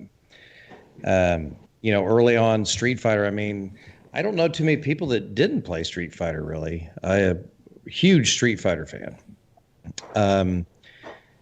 Virtua Fighter, I remember growing up, though, there was always this competition between Tekken and Virtua Fighter. It seemed like they'd launch a new Tekken and they'd launch a new Virtua Fighter. And I kind of missed that competition because that competition between those two franchises kind of drove the fighting game genre. And like I said, but it's been so long. I've been wanting a new Virtua Fighter so bad. I mean, if they come out with the new Virtua Fighter, I think Sega should really do that. They've got a gold mine there, and I think people would buy a new Virtua Fighter. But other than this, Mike, I'd have to say Street Fighter. You know, Mortal Kombat a little bit. The older Mortal Kombats, I've kind of lost a little interest as of late. I do like Killer Instinct. My stepson, he actually, the last 2 years, he's competed at EVO, so he's really big into Killer Instinct, but he's also does Mortal Kombat and Dragon Ball Z. I'm not really into Dragon Ball Z too much, but the Killer Instinct, yeah, that's pretty good as well. You know what I didn't hear any of you say? Smash Brothers. Man, I'm torn on that one, Mike. I played it, and it just feels like every time I'm playing it, man, it's so chaotic. It's not controlled enough. It feels, I mean, I enjoy it, but it's so chaotic. There's not enough control in it. I don't know. I kind of lose interest in it real quick. It's a Nintendo game. Of course, you don't like it. But I said Smash Brothers earlier. That's not true, Frank. When did you say Smash Brothers? When I said we'd stay up playing Smash Brothers till 4 a.m, eating pizza and drinking beer. I got you. Oh, yeah, you did. Yeah, you did. So, then you got John here, who's like, ugh. You know what else was, though, and I don't know if I consider it a fighting game, but I consider it somewhat of a... Did you guys play Power Stone? No. On the Dreamcast? Power Stone? Capcom? Nope. Wow, really? I actually didn't get into that very much, no. Oh, that was chaotic. How about Kung Fu Chaos on the Xbox? No. Dreadpool has changed rooms. Yes, he has. So, all right, Frankie or Peter's still looking for a disc. I don't know where he went. Yeah, I can't find it. Sorry. What were you looking for? Shit. Mortal Kombat. Mike, you're right. Your Virtua Fighter, it's probably in an unmarked cover disc, whatever. Who knows? I don't know. Can't find it. Okay. I found a copy of Battleborn. Battleborn. Yeah. What were you saying about the video? I was saying on Virtua Fighter 2, Mike, Lao, there was a huge difference between the Virtua Fighter 2 on the Saturn the Vert 1 and Lao's outfit, for example. I mean, it was just immaculate at the time. But I know we look at these videos, and they look kind of dated, but back then, man, they were the cat's meow. I mean, I don't know. I'll be honest with you. I mean, I don't know that Virtua Fighter 2 looks that dated. You know, obviously Virtua Fighter 1 does, but so now wait till I get into the Soul Calibur games. I mean, though Soul Calibur for the Dreamcast. Oh, I forgot about Soul Calibur. I forgot about that. I love that game. Did you guys see 6 is either in Game Pass or coming soon? I thought it was Games with Gold, but if it's Game Pass, yeah, either one, I don't care. I did get Soul Calibur was a special kind of game, and the Dreamcast version just held up so well. Oh, I actually got the platinum trophy on Soul Calibur 6. Oh, nice. There's not many online trophies, which I kind of like because you can play, you can play thoroughly and go through the story and get your trophies, and then you can go on and play online as much as you like, which I really like. But are you sure it was that? Are you sure you're not thinking of Tekken 7? No, I got Soul Calibur 6. Yeah, I got the platinum on that. That was pretty. I got the platinum on Tekken 7 as well. Oh, I just That's remembered. I remember impressive. Tekken 7. I didn't know Yeah. you did Soul Calibur. Actually, that was on Xbox, so I got the 1,000 gamer score Tekken 7 on that. Or no, I did. I did on Oh, you got PlayStation. you got a platinum trophy. I remember. That's the right, post. and I was Soul like, oh, Calibur as play well. that. Yeah, because this Soul Calibur has Geralt from The Witcher in it. Yes, Yes. sir. Soul Calibur 4 was a game that pissed me off.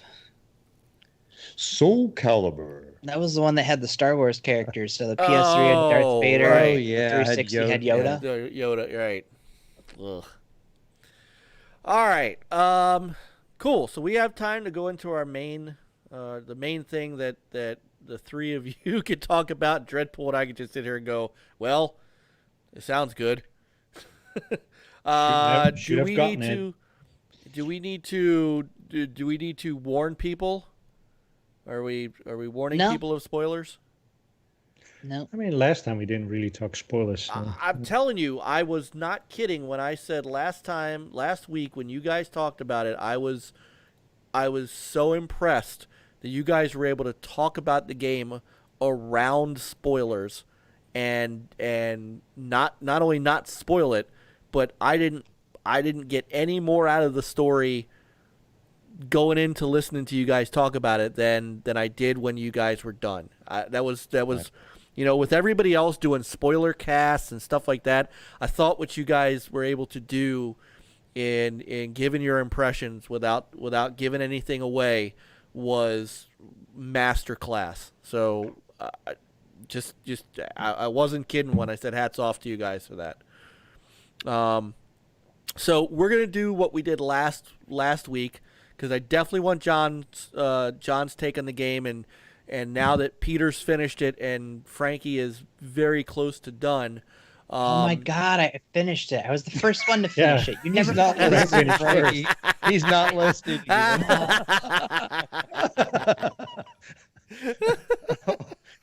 Frankie, I got to take your side on this one. God help me. I don't know. I'm just teasing.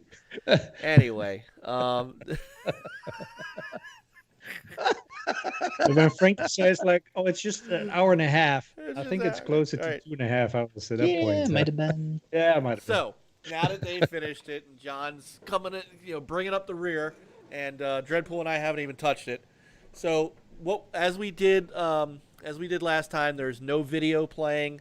We're not gonna give you any video footage so that there's nothing you guys might see that not that we're under any embargo or anything. It's not like Sony's gonna come after us, although they might. I don't know. If they do, they should send us game codes. That's the only way they can come after us. Yeah, I'll take a Ghost of Tsushima code since we're just handing those out willy nilly now. They did. Yeah. They did throw Jago in Twitter jail. So, Jago's a bastard, though. He probably deserved it. I like Jago, man. Jago's really awesome. I love Jago. Yeah. I do Jago too. is awesome. I was really pissed when they suspended him for that. And he didn't even. It wasn't even he didn't even post any of the leak stuff. It was just the straight stock footage that everybody else was showing of the stuff that had nothing to do with anything. But then again, the Twitter DCMA'd the PlayStation Twitter feed when they showed a trailer of it. Yeah. So, what are you going to do? They will show you what a BS it is. Yeah, exactly. All right, so Peter and Frankie, so you guys have made your way all the way through it. Yes. And so last week I said I was like, let me change it's super great game, and I finished it, and I must say it's one of the best games I ever played. Wow. That I can remember. It's fantastic. Wow. It is fantastic. What about you, Frankie? I'm right there with you. You're very skeptical coming into the game. Mm-hmm. We talked beforehand. The spoilers kind of piqued my interest. I was like, okay, all right, I'm interested. They're gonna do some stuff. I'll go along for that ride. And man, just like you said, it's like that story just kept its pace all the way through to the end. Mm-hmm. And just there were some sections that we played in there that we fought another infected that was, I did not see that coming. That was like a it reminded me of another game. I don't want to say much because John hasn't gotten there yet. Right. But that is it, Frankie? not to interrupt you. Is it about the Shamblers? No. This is another new enemy. Oh, okay. Yeah. It's the only time you see it, so I don't want to say anything about it. Are they like real dangerous? I mean, are they even more than, You'll see. It's good. It's I don't want to say much about it because since I had no idea what was coming, I was just like, what the fuck is that? Yeah. It was awesome. But that's the lead up to that moment. Yeah. So it's it was very tense. There's something, and you don't know what it is, and it was a good build up. It was very tense. It's a section where you kind of anything can happen, and that's just the way that it played out was really cool. So a lot of really cool action moments. And even just like the dialogue between the characters and the relationships and everything, just the way everything continued to play out throughout the rest of the game. Yeah. We met the character that is transgendered. So I don't want to dig too much into that again because I know, John, you haven't gotten that far yet. But I really like the way that they handled the character. Mm-hmm. It wasn't this in your face thing. Right. It kind of makes sense too of why. Yeah. It kind of makes sense of why that was chosen. Mm-hmm. It fit perfectly into the story. So right. And that's the key. Is it was not just like like shock factor or kind of. Mm-hmm. Well, what I said last week. I mean, you know what I said last week. Checking a box. Mm-hmm. Right. Wasn't that okay? And that's good because look, a good story. It doesn't matter what characters you have in the game. It really doesn't. A good story, and my wife and I were. I'm sorry, I don't mean to derail, but this kind of. My wife and I have been watching a show on Amazon Prime called Upload, and it's a futuristic show, but it is as diverse a show as you could possibly get. Almost everybody is represented in this show, right? I'll be right back, Mike. Excuse me. Sorry. Okay. Sorry. But the characters are so well written, and the story just had my wife and I just like entrenched in it. That doesn't matter. It just doesn't matter. What matters is there were great characters in the show. We finished the whole season, and now we're like, where's season 2? The show was great. The characters were great. The story was great. And all of that just fit. And what you guys are telling me about the story in here is what I'm looking to hear. Mm-hmm. Mm-hmm. Yeah, I still and even don't... like all the flashbacks and stuff, Yeah. Going back to when Ellie just, reached that one settlement with Joel and stuff. It's wow. I like the way that they chose to end the game too, because there was a point where it was like, the game's over, but then you're like, okay, just kidding, it's not. But and I'm glad it wasn't. Yeah. This kind of gives a little bit closure. It was like, man, that's definitely all the way at the end. That last couple of scenes, it was definitely LG season down there. Yeah. It was. I mean, I'm at a point. It's weird because when this game was announced, I was like, I guess, it's the game did very well. People love it. I guess a sequel, sure. And now I'm at a point where if they were to say, hey, we're going to make a third game, like, okay. I would go on another adventure with any set of these characters. Yeah, definitely curious where that would take us. Mm-hmm. Yeah, they have some paths they could explore, so. Mm-hmm.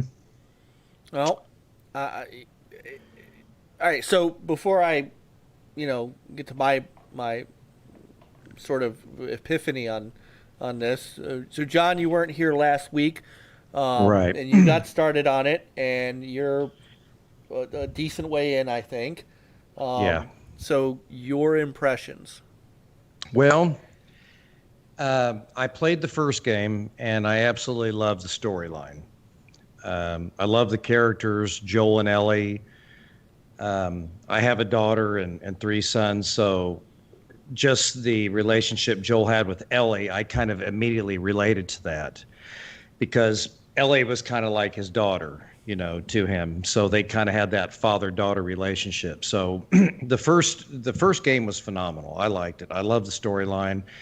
So I was really anticipating the second one. During the anticipation of the second one, we had all those spoilers and things that were coming out. And what I did, and I'm so glad that I did this, I didn't check out any of the videos. I didn't look at any of the leaks. I didn't do anything because I thought, man, I'm really looking forward to this game. I don't want to run this for myself. And John, yeah, sorry, I don't want to cut you off, but you're fine. Go ahead. No, I just wanted to say that honestly, like, if you were looking at the leaks as just like looking at it as a moment in the game and not the build up to it, like Right. it honestly, like that, I felt like that made a big difference. It's like, okay, well, I know this is going to happen, but like the moments leading up to some of the things that were leaked, I'm like, this is actually like good storytelling, and people are just pissed off at the payoff, but Right. it's like it makes sense in the context of the story. It almost see, feels that's- like those leaks were intentional, Yeah, that's just to manage some people's expectations. Really? Now that's the first time I've heard that. It's like, so it's like, so when people hear it, it's not too shocking what's it's happening. Like, but just what you said, Frankie, like the whole build up to the moment, it's like, man, I mean, fantastic. Just wow. I wish I could experience it again, just from scratch, Mm-hmm. Yeah, and but yeah, I was when all these leaks were coming out and people were disappointed with the story, and the first thing I thought of that movie Misery by Stephen King. And in that movie, if you remember, the crazy woman, I can't remember her name in the movie, but she took the author hostage and tortured him and, beat on him, and broke his legs and tortured him, all because she didn't like the ending of the story or what he did with the character. So it was kind of a perfect analogy for me. There were some people that were upset about some characters in the game and what happened to them and the outcome, and they just kind of lashed out. So, but I didn't pay any attention to that. So when I started playing, the first week I was working a lot of overtime at work, so I didn't get much time in the game. I think I got 5 or 6 hours into it after the first week it launched. Those are rookie numbers. You got to pump those numbers. Oh, up. they are. And I was working 12, 14-hour days, so I didn't get to play much. So after about a week after the launch, I actually got 2 collector's editions. And so finally I got to start playing the game, and right now I'm at Seattle day 3 with the character Ellie, and I got to be honest with you. A lot of people that were complaining on Twitter, social media, all their complaining is just unjustified. I mean, and it's not just because I like the first game of the second. This is actually a great game. It's got a great storyline. It's great. It's got great characters. And not only that, but the gameplay mechanics. Mm-hmm. They've got the work table there where you upgrade your weapons. That is really awesome. You can make your weapons better weapons. There's a lot of upgrades even for the bow and arrow. I like how they play animations when you're putting shit together. Yeah, isn't that cool? Yeah. Except one point is like she was filing the screws of a gun. I was like, the heck? What's that gonna do? Oh, it's awesome. But overall, it was good. And you've got, of course, along the way, you guys probably talked about this last show, but you've got the supplements that you pick up, and you can increase different attributes about your character. There's also books that you can find that open up other skill trees as you go along. So not only is the story good, but there's a lot of, this game is like in depth as far as the mechanics. The gunplay is solid. And there are some moments, there are some jump scares. The first one that really got me, I think, was the wild boar, I think it was, out by the museum. Hey, spoilers. Oh, yeah, or, a wild whatever. Turkey. The Wild War. Yeah, the wild kind of boar out in Oz. Yes, that's an optional thing because I don't think I ran into that. Right. There's a couple. I don't think so. I missed some of the spots in Seattle because I didn't get Did that you trophy. really? Yeah, I think so. So I think that's one of them I missed. No, this was not. This was a part of. This was main story. Get in one to This is the main story. I don't remember it. Oh Who yeah. Was it with Ellie? Yes. Ellie's birthday. Yeah. Oh, Joel's with yeah. her, hanging out Yeah. with her. Yeah, that's when it was. Yeah, that one really like. Oh, that was that was one of the my first jump scares in this game. That was great. One of the first ones that got me was a clicker that was fused to a wall. Oh, those two. Yeah, you go in Yeah, a room that's and it. it's just all of a sudden like, I'm just like, what the fuck? But you But know, then Mike, the next time it's it's like, you encounter a couple of more of those, and it's like, you're waiting for that moment, and it still gets you a little bit. Yeah. oh yeah. Because you have to be, a certain distance from it. It's like small little step. Get ready with your gun or whatever you're carrying. It's like each time it's like, dang. It's definitely, and I agree with Frankie and Peter. After playing this, though, I look at some of the outrage on social media, and I'm just going to be honest, Mike, as a gamer, and this isn't being partial because it's a Sony game or because it's Naughty Dog, but they got a lot of heat for nothing, man. People review bombing it and things like that. Oh no, I was just saying Bite Infinite. Sorry. Oh. But there was just a lot of unjustified, I believe, harsh criticism of the game because the game is actually really good. And some of the people that were giving it low user scores were doing it within the first 12, 13, 14 hours the game had been out. And I know this game is so large, they couldn't have gotten through the game at that point. And John, you still haven't reached that one spot where stuff starts to make sense too. Right. But yeah, there's some moments where I'm at in the game now. Ellie's starting to realize some things, and Ellie so far is still my favorite character. She has changed though. She of course, like we all do, she's gotten older. I know a lot of people said, well, I don't like Ellie the way she is now. Well, she's older. She's changed. Her views are different. Also, some views of Joel changed. I don't know what can I say? What's a spoiler? What's not a spoiler? Can I talk about Joel? I mean, or well, depends what you want to tell. Yeah, I was gonna say, I think by now everyone knows what happened to Joel. Even I do, and I hadn't played. Yeah, but some people might not. All right, I mean, I'll just say this then, spoiler free. A lot of people are placing the blame on Joel for what's happened and stuff like that, and I don't look at it that way. Here's the thing. I have 4 kids. Some of you have kids. Ellie was like a daughter to him. Joel does something in the game, I'm not going to say, in the last game. Well, you can tell about the first one. Yeah, okay. The last one, yeah. Joel, out of love for Ellie, pretty much lies to her. There's something he does, and supposedly there was a cure for humanity because of this disease. Supposedly. But no one really knows for sure. Joel steps up to the plate, and Ellie's like a daughter to him, so he kind of does what he does to save Ellie because his own daughter died a long time ago. So, I mean, I don't really blame Joel. A lot of people are like, oh, Joel's the reason they don't have a cure for the disease. No, he did it out of love for his daughter. I would do the same thing for my son or daughter. So I don't look at Joel as being we all do things for our children. I mean, you know what I'm saying. Yeah, first game, spoiler alert. I guess these are spoilers, but yeah. Well, Dred, did you play the first game while we're talking about it, while we're sitting here totally ruining it for you? I feel like Peter and I are smirking for the same reason right now. It's kind of funny. I can't wait, John, for you to finish the whole story. So yeah, but we have to do it offline because otherwise people will hear all the spoilers. But I really, but so far as to where I'm at, and this is what I've always thought, like. And some people thought, well, this isn't some of the criticism of the game was that it was violent, that it was, they don't like main characters not being in the game anymore, blah, blah, blah, blah, blah, blah. I actually like the fact that this game kind of broke the traditional gameplay of some of these games. Like in movies, you got Friday the 13th, part 50.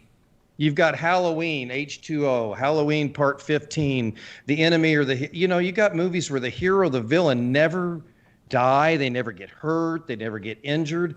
I like the fact that this game has some massive changes and that the characters go through trials and tribulations. Mm-hmm. I mean, it's not just some fantasy world where people live through it all and never get hurt. Heck, even in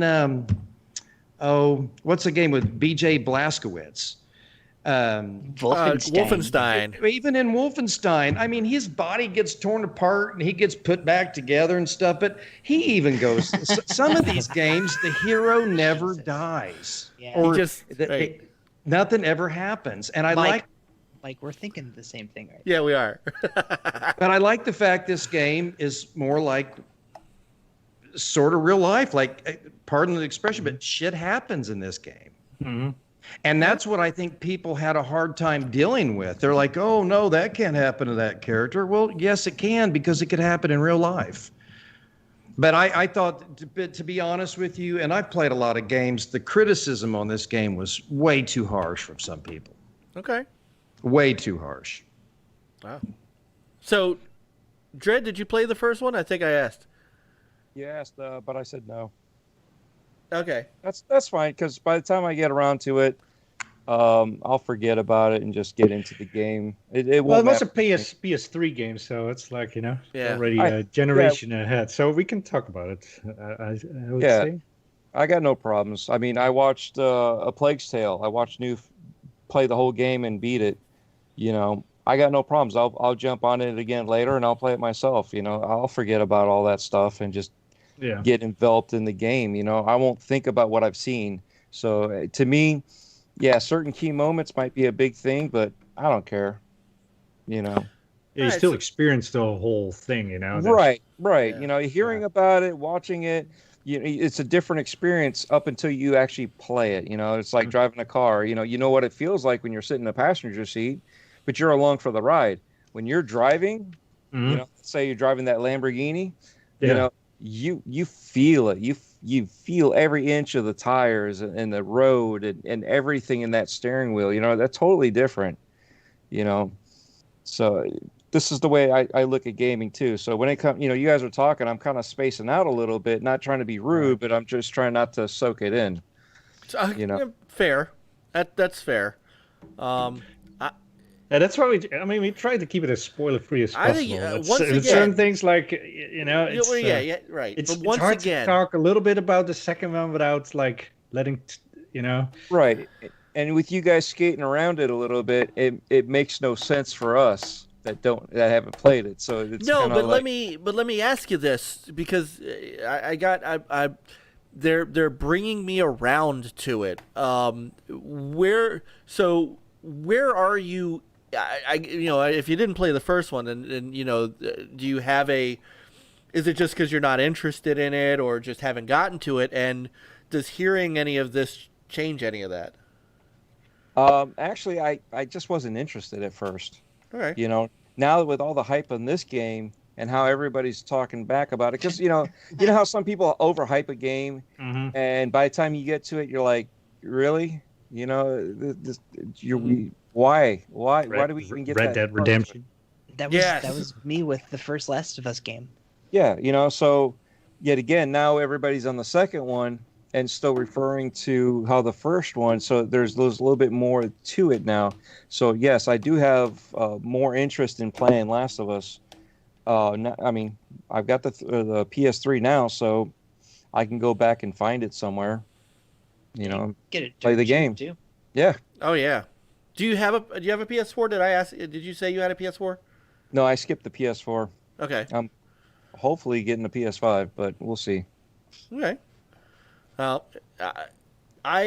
So these guys have really done a great job. You did too, John. A great job of kind of skating around the parts of the story that I didn't, I didn't. I already feel bad. know. I didn't know what to say. I missed last show. No, and I didn't know what I could say or could. I think I there's still a did way okay. we could fix that. I think I think you did a masterful job. I mean, you all three of you did. I mean, I don't think anybody in the chat room got spoiled. I don't think anybody who is watching this later got spoiled to the point to where they go, well, shit, now I can't play this game. You guys did a great job. I'm going. So I've got other games to play first, but I'm going to get to this game. And, sometimes too, like I said last week, it was first time I've been open about it, that, I had some fundamental issues with the games, especially after some of the things I had read and things like that. I had some fundamental issues with the design and what they were doing and the things that and we sort of talked about it last week. But the other side of that is everybody should play the game, because even if you don't necessarily, we talked about is it ticking boxes? Is it this? Is it that? I feel like listening to you, especially listening to you guys talk about it from the prospect of the game itself and not necessarily the details of the game, that I owe myself that open-minded chance to try it for myself. Now, Iron Man VR comes out tomorrow, so in 2 weeks, Ghost of Tsushima comes out. Yes. There's stuff. I'm still on my retro kick, so there's some other things on the horizon. But while it's not going to be day one after the podcast here, you guys have helped me to understand that you gotta play it for yourself, and you gotta make those determinations for yourself whether or not the game does what you think it does, whether it does what you like it to do, whether it does. And I'll talk directly to John, to your point about the early reviews and the downvotes and look, at first I looked at that and I'm like, well, people had some legitimate complaints about where Naughty Dog was taking this story. Everybody at this point knew about Joel, and people were pissed about that. They were, Joel was a very beloved character from the first game. I mean, I talked last week about the emotional ride I had with the first game, watching Joel's evolution towards Ellie. And and what became, it's not just you, John. Super Cooper had a very similar story about how he connected to the first game, a father's love, and so people were voicing some serious concern about various pieces of the game and who was also involved in the game, who was also involved in the making of the game, which now is under dispute, by the way. So to be very fair, the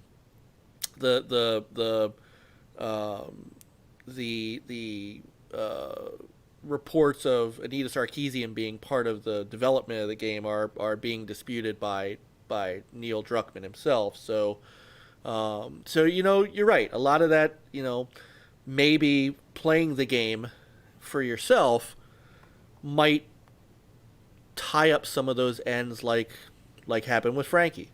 Or Frankie went into the game with a whole different attitude, but has come out of it different, right? I think all you guys would agree. I think whether it's a new Halo game, a new Uncharted, a new Spider-Man game, whatever, Spiderman. Spiderman. It's always best to play a game before you make a judgment. Absolutely. Even everybody has different opinions on games, and we all, even on this panel, we all have different views on things, politics, religion, lifestyle choices.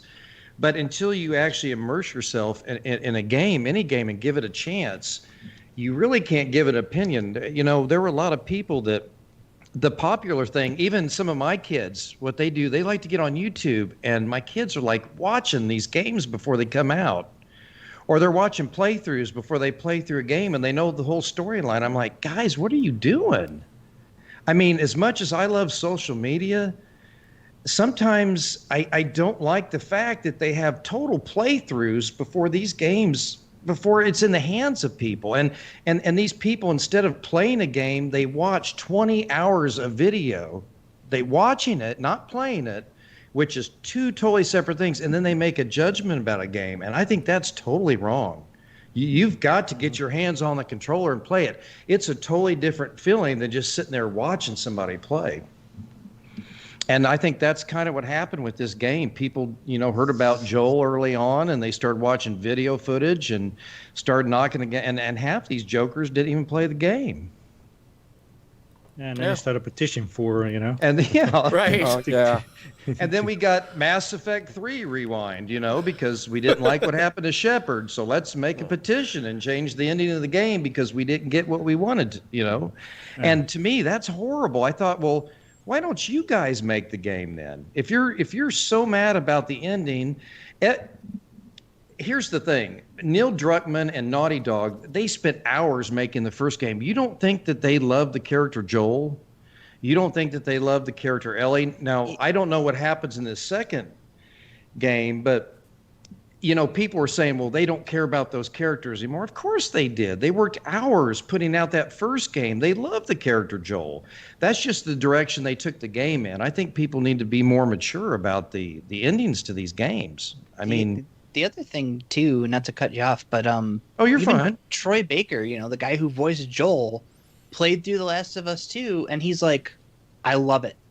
You know what I mean? Right. Like, this is the guy who voiced Joel. This is the guy who is Joel, and he's like, exactly. Yeah. I loved it. Like, Boy, the chat room just got dead quiet. Yeah, it's quiet. The chat, they're still in there because the concurrent viewers hadn't moved, but boy, it got quiet in the chat room. You guys remember when the last Halo came out and there was the introduction of Locke, and we didn't know, and there was rumors that maybe John, that he's maybe Master Chief's going to eventually at some point, I hate to say this, but something may happen to Master Chief one day, but the story's got to go on. I mean, he can't live forever. I mean, and I think that's what a lot of people had the problem with The Last of Us. I mean, eventually you got to kind of move forward with things. And that's kind of what I feel like they did with this game. Yeah, I mean, every character is mortal. Right. That's and what you said. like, it's not, they're not superheroes. Oh, and the Marcus other Phoenix, thing, Peter, though. when I played the first game, the first Last of Us, I wasn't thinking about Last of Us 2 when I was playing the game. I thought maybe this is going to be the only game. Right. Mm-hmm. So, everybody's always thinking when they play a game that there's going to be a sequel. There doesn't always have to be a sequel. There doesn't always have to be 20 games made of a game. I mean, how many do you need? Do you need The Last of Us Part 10? I know, we should have stopped at Uncharted 3. That's what I've been saying. Well, God, I liked Uncharted 4 though, Frankie. Yeah, I know. Uncharted 3 wasn't. Uncharted 2 was my favorite, and 4. Yeah. I didn't care a whole lot for 3, but 2 and 4 were really good. 2s are typically really good. I always think to Star Trek 2, Wrath of Khan, Right. Uncharted 2. I 2's when you hit that turning point, Michael, where something, the But first four one you was get really good. introductions, Well, the second one, they can do stuff that they wanted to do in one, but they ran out of time. It's out of scope. Right. Where are Refinements. you on multiple sequels like that, Dredd? Because I mean, Halo and Gears are all. See, Marcus Phoenix though is that character. We thought Marcus was dead, and then he shows up in 4. So I mean, Right. Yeah. Can't believe they fucked up his tomatoes. Yeah. so I anyway. think it just depends on the story, on how they do it. When it comes to sequels, is it a sequel or is it a side? Like Halo. You got Reach, you got ODST. Mhm. Okay, there was something different about it because it was like a side part of the. It wasn't a side mission. It was just another side story that helped develop the lore. And then you got Mario. How many variations of Mario? They're not all the same game though. But I mean, where did we stop? You know, they're all based on the same, I know, but they're not. When you're playing Super Mario, you're not playing Mario 64. You know what I mean? Even now, Sunshine's a little different. You got Paper Mario. They altered it a little bit, but as long as they're changing it up and it's not the same thing, you know, okay, we've been there, we've done that, you know, they're trying to be unique. Okay, they're trying to come up with something a little different to keep you back. You know what I mean? Because it's just like a band. You know, you listen to a band, you're like, yes, but if they play the exact same music on the next album, they didn't grow, they didn't progress. You know, you want your band to progress and develop their style and expand on it, but then you got the same guys that don't want to listen to the new style because the new style for them is too far left. You know what I mean? It's too far gone for their eyes that they want to be right here. You know, so you get that split, and this is what we're getting even with gaming. You know, some people don't want to see that. You know, you look at Halo for instance. We went from the original Halo to 2, and everybody loved it. When you went to 3, that's when everything started splitting. You know, because some people didn't like the power up, some people didn't like this. You know, there was just a lot of things that started happening. 2, there were some sort of issues that some people didn't like, but for the most part, everybody loved the game. And then you go to 4, then you go to 5. Each one is split each time because certain people got into it. They were too young to understand when what was it? CE Combat Evolved, when that came out, to understand where that is. So when they came out with the anniversary edition, it was cool to get them to see that, to come back to where it all started with the better graphics. And even then, when they did all that, they took away some of the initial game, you know, because in the original one, it was a little bit more dark and murky when you got into the flood areas. You know, here, you know, in the championship anniversary edition, it was a little bit cleaned up, a little bit brighter. It didn't have that funk on the walls and stuff. You know what I mean? The blood all over the place. It didn't have all that. But when you switch, when you're going from there to there, you know, from one to the other, you want to see a progression. You want to see something different. You want to build off of it too. Okay, that's part. If you have a storyline that has a lore, we're looking at Last of Us, right? It has its own storyline, and now we have part 2. So now they've developed that lore and brought you somewhere else. You're not playing the same game anymore. You know, you've developed it and you've moved on. And just in life, you know, we liked Oreos when we were kids. We get older, we don't like Oreos as much. I mean, some of us still dig Oreos and milk. Some of us still want to twist the Oreo, whatever. But we all have our own ways of eating that Oreo. Same thing with this game. We all have our different ways. You know, Uncharted, same thing. You know, some people didn't like how 4 went, but they loved the Lost Legacy. Mm-hmm. Right. So, you know, there's a lot of stereotypes, Dreadpool, and that's kind of what I like about this Last of Us Part 2. It kind of breaks the traditional stereotypes of games. There's some people that there's some truths that we find out. Some of the characters we hold up on a pedestal, we find out they're not so holy. There are some characters that have complex issues within, and that's why I love single player games so much. I like character development, and this is why I like The Last of Us and why I like even Uncharted.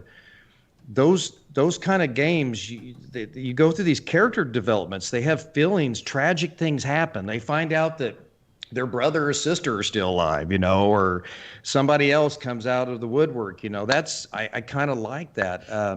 Versus some of these games where it's just copy and paste. They make 7 or 8 versions and they just change the enemies that you're fighting each time they come out with the game, and that's where I lose interest. And see, that's how it's like real life. That's why it's like, I'm sorry, go ahead. No, go ahead. Okay. It's kind of like how you're saying, it's kind of like real life. You know, we all develop, you know, we see some people, and then when we get to know them, they're not the stereotype that we thought, you know, just because of first presentation, you know. So when you get to know somebody, you know, then you start seeing their quirks that are more human than the stereotype that you thought. Right. Yeah, that's why I like new IP so much because everything is fresh. It's like a new experience. Is like, and to get that second, the sequel, to get that same experience as the first one, it's really hard. Sometimes it takes some iterations. Like look at God of War. The last one is like kind of like God of War reinvented kind of thing, and it's like super fresh. So that feels really good. It's The Last of Us Part 2. It's like the whole. To me, it seems like the character development in the first one was very two-dimensional between Ellie and Joel. Now you come with version or Part 2. It's like more three-dimensional. It's like. Why is Mike smirking? You guys know something. Because Daz said, "Yeah, nobody liked me at first either." Oh, that's not true. I still don't like you. Oh. I'm just kidding. I like Daz. So. Do you like me, Frankie? As long as Daz doesn't become a Daz 2.0. So, crank up the volume. That's right. Wake everybody up. So I love the fact that Daz is still up listening to us. All the rest of the folks over on that side of the pond have gone to sleep already. Indy's gone, but Daz is still hanging tough. So. Daz is on Eastern Standard Time. I know, right? So, oh wow.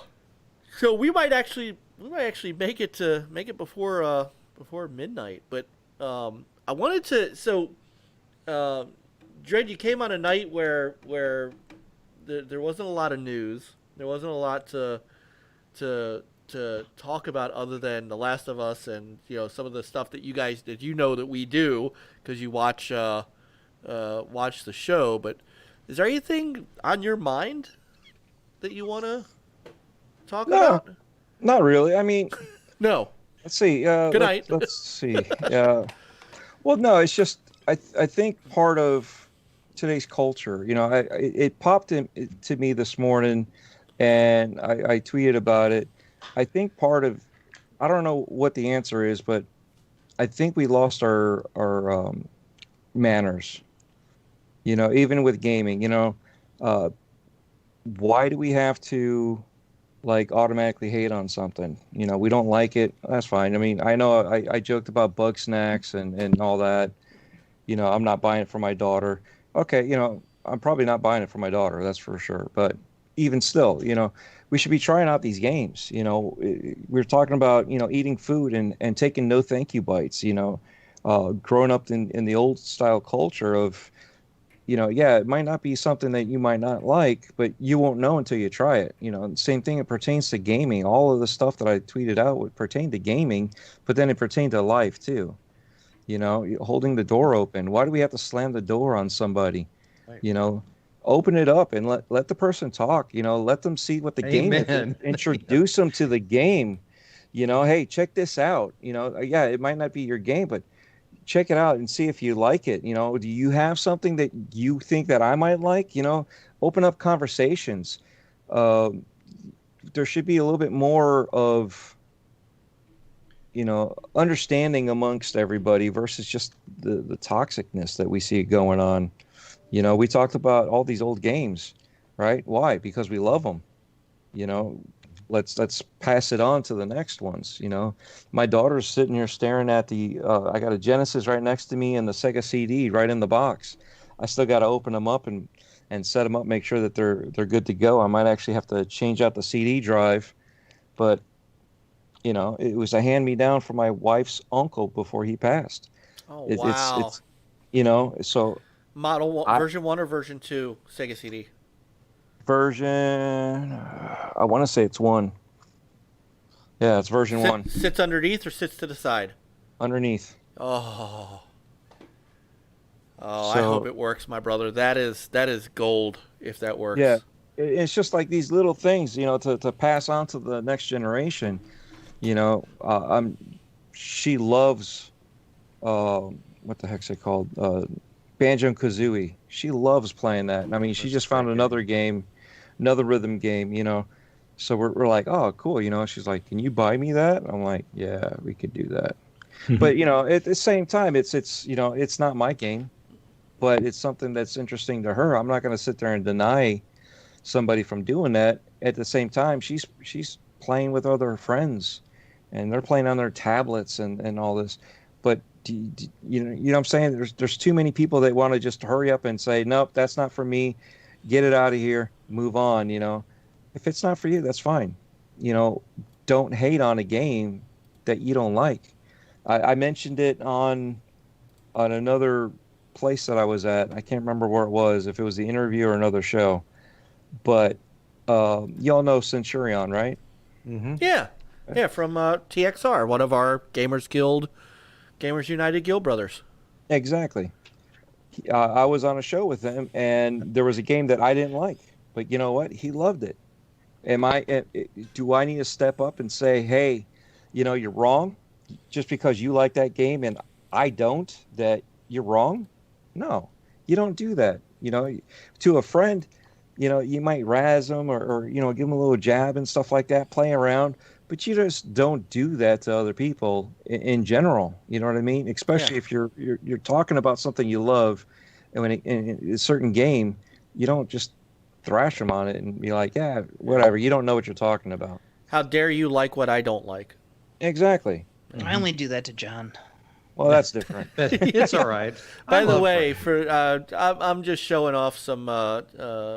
This is the Cloudy Mountain Amico game coming out, which hits me with such nostalgia because the Advanced Dungeons and Dragons game for the Intellivision was so good. And so just, you know, while we're talking, you know, it's just, it's funny how I keep going back to that and keep, you know, I still, I don't know, I still am not, this is still the only thing that I've pre-ordered, you know?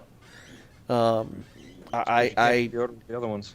Well, this is true, but I mean, I don't have, like, nothing I've seen so far has said I need to spend $1,400 on Microsoft and Sony consoles this coming year.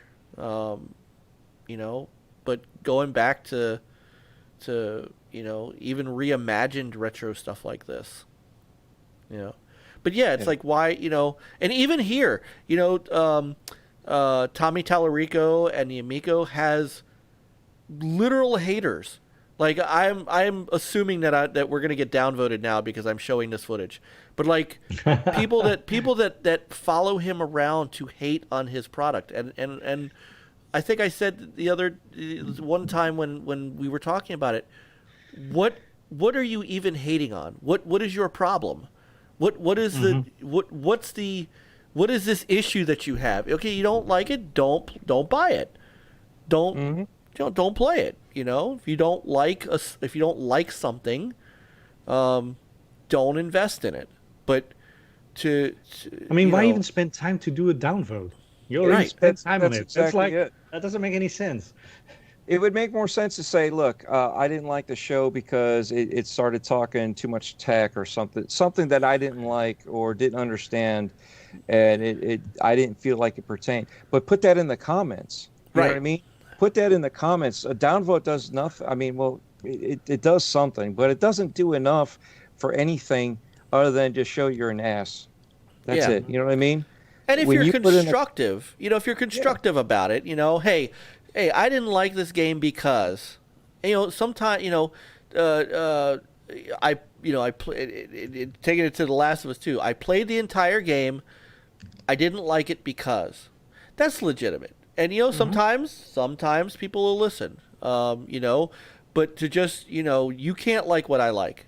It's the same. You can't dislike same thing.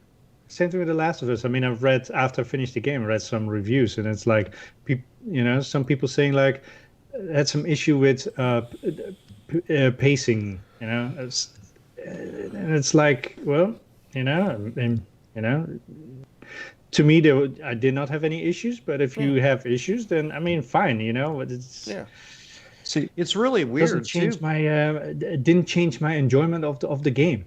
Right, and no one should force that to you. No one should be telling you, no, you can't like that. You know, you can't. You have to think this way. Well, it's really weird because a lot of guys, they're like, Last of Us got a lot of 10s and from different people that reviewed the game. And everybody's, well, that's not a 10. That a 10 means it's perfect. And I have a totally different viewpoint on that. I don't think a 10 is perfect on any game. There's been no game that I've ever played, even games down to the past that got a perfect 10. No game is perfect. We all know that. There's Somebody's clearly never played jazz punk. Right, but the that doesn't even sound like a 10. But what do you know? But the way I look at it, if a game gets a 10 like Metal Gear or The Last of Us, or let's say Forza Horizon's done really well. They've got 9s and 10s. Now, that doesn't mean the game's perfect, but compared to other games, it's a 9 or a 10, easy. And so is The Last of Us 2. It's a 9 or a 10 compared to most games. Yeah, easy.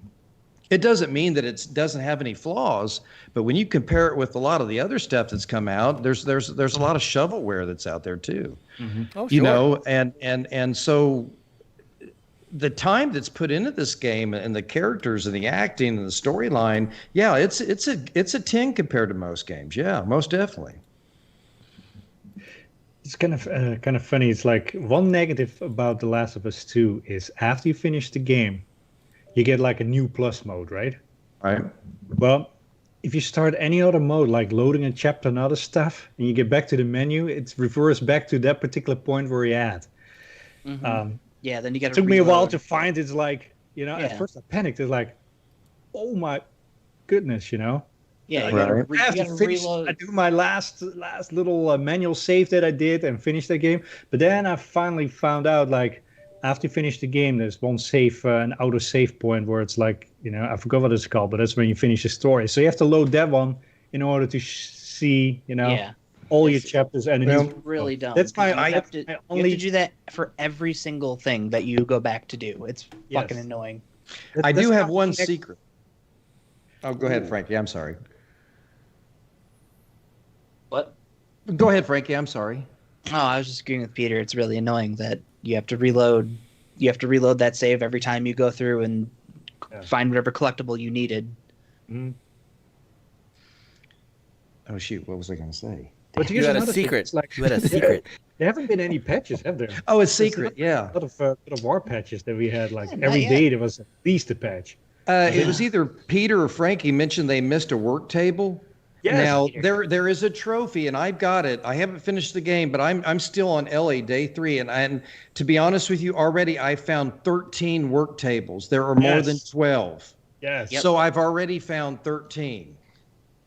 The tables span more than just Ellie. Yeah. Well, that's what but so that at first I thought maybe 12 would be all of them, but no. I heard someone miss the table trophy or something like that. And I was just letting you guys know there are a lot more than there are more than 12. Oh yeah, I got. Yeah, there are a ton. I missed one.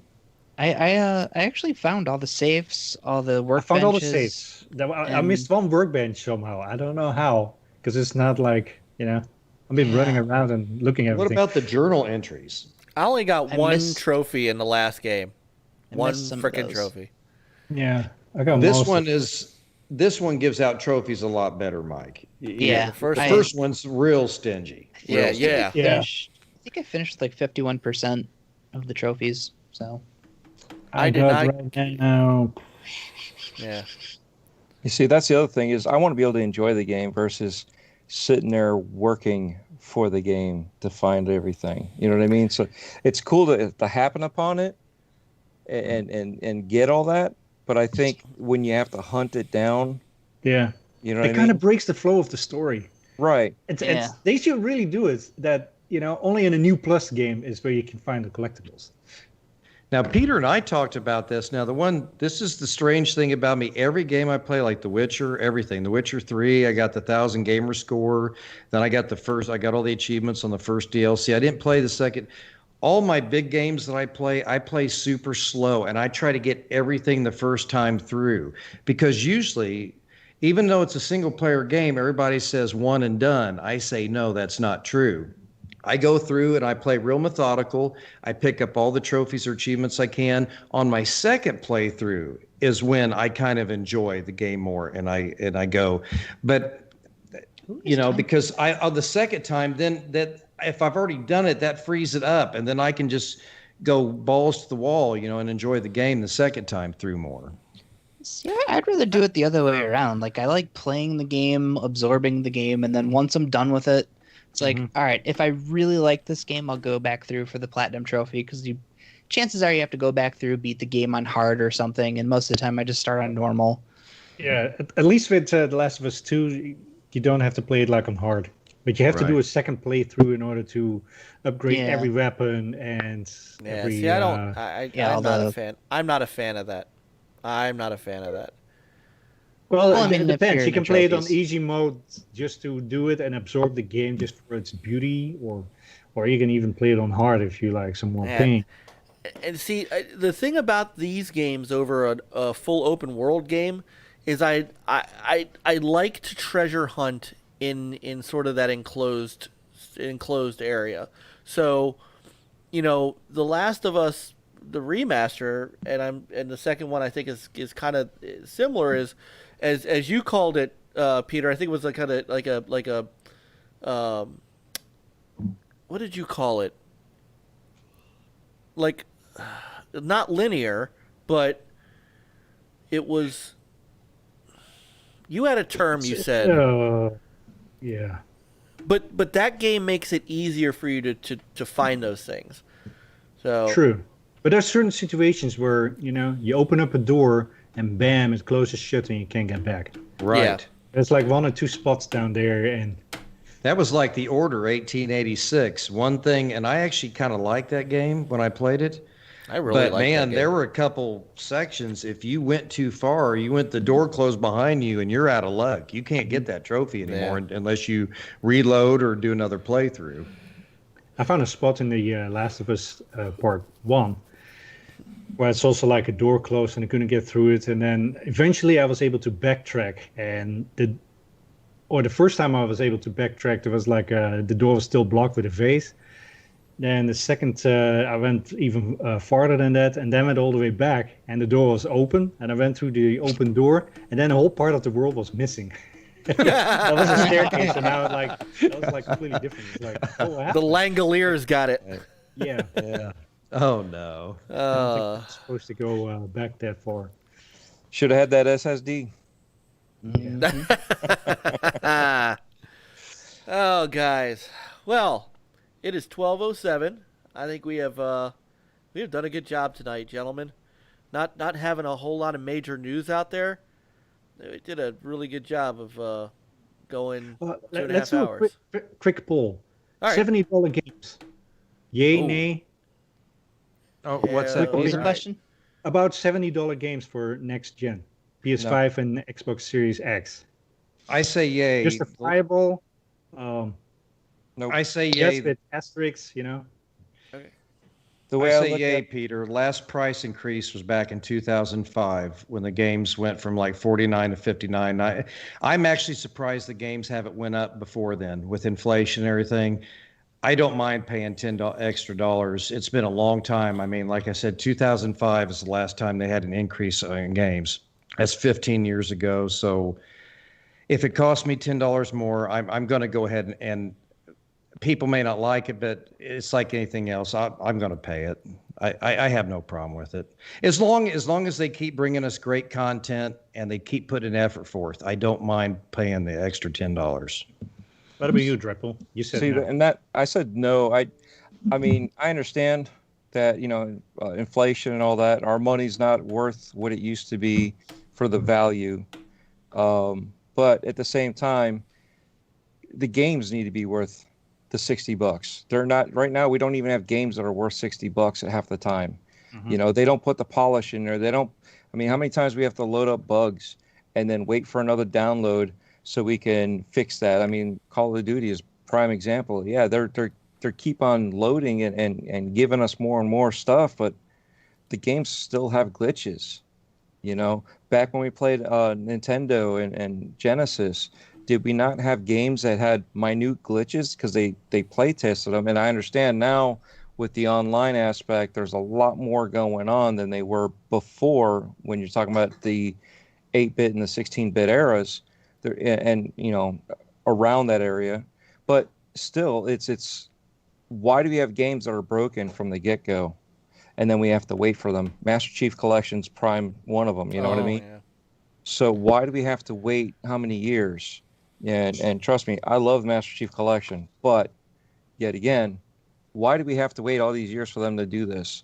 I'm glad that they're doing it, so I'm not complaining in that aspect, but the games need to come out flawless, or at least as close to flawless when they first come out. I understand there's a day one patch because whatever reason that that they're doing this, but if you're expanding a game, I mean, even now, how many times have we seen 360 games pop up on the Xbox One that had an update? And I'm like, what was the update for? What was the patch for? What was it?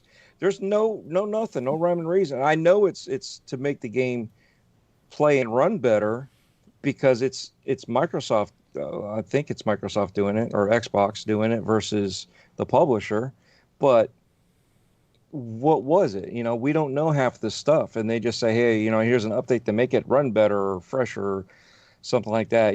I understand DLC and all that. That's fine. But a lot of the stuff that they did to supplement the rising of the prices was microtransactions. They make more money off the microtransactions than they make off the game.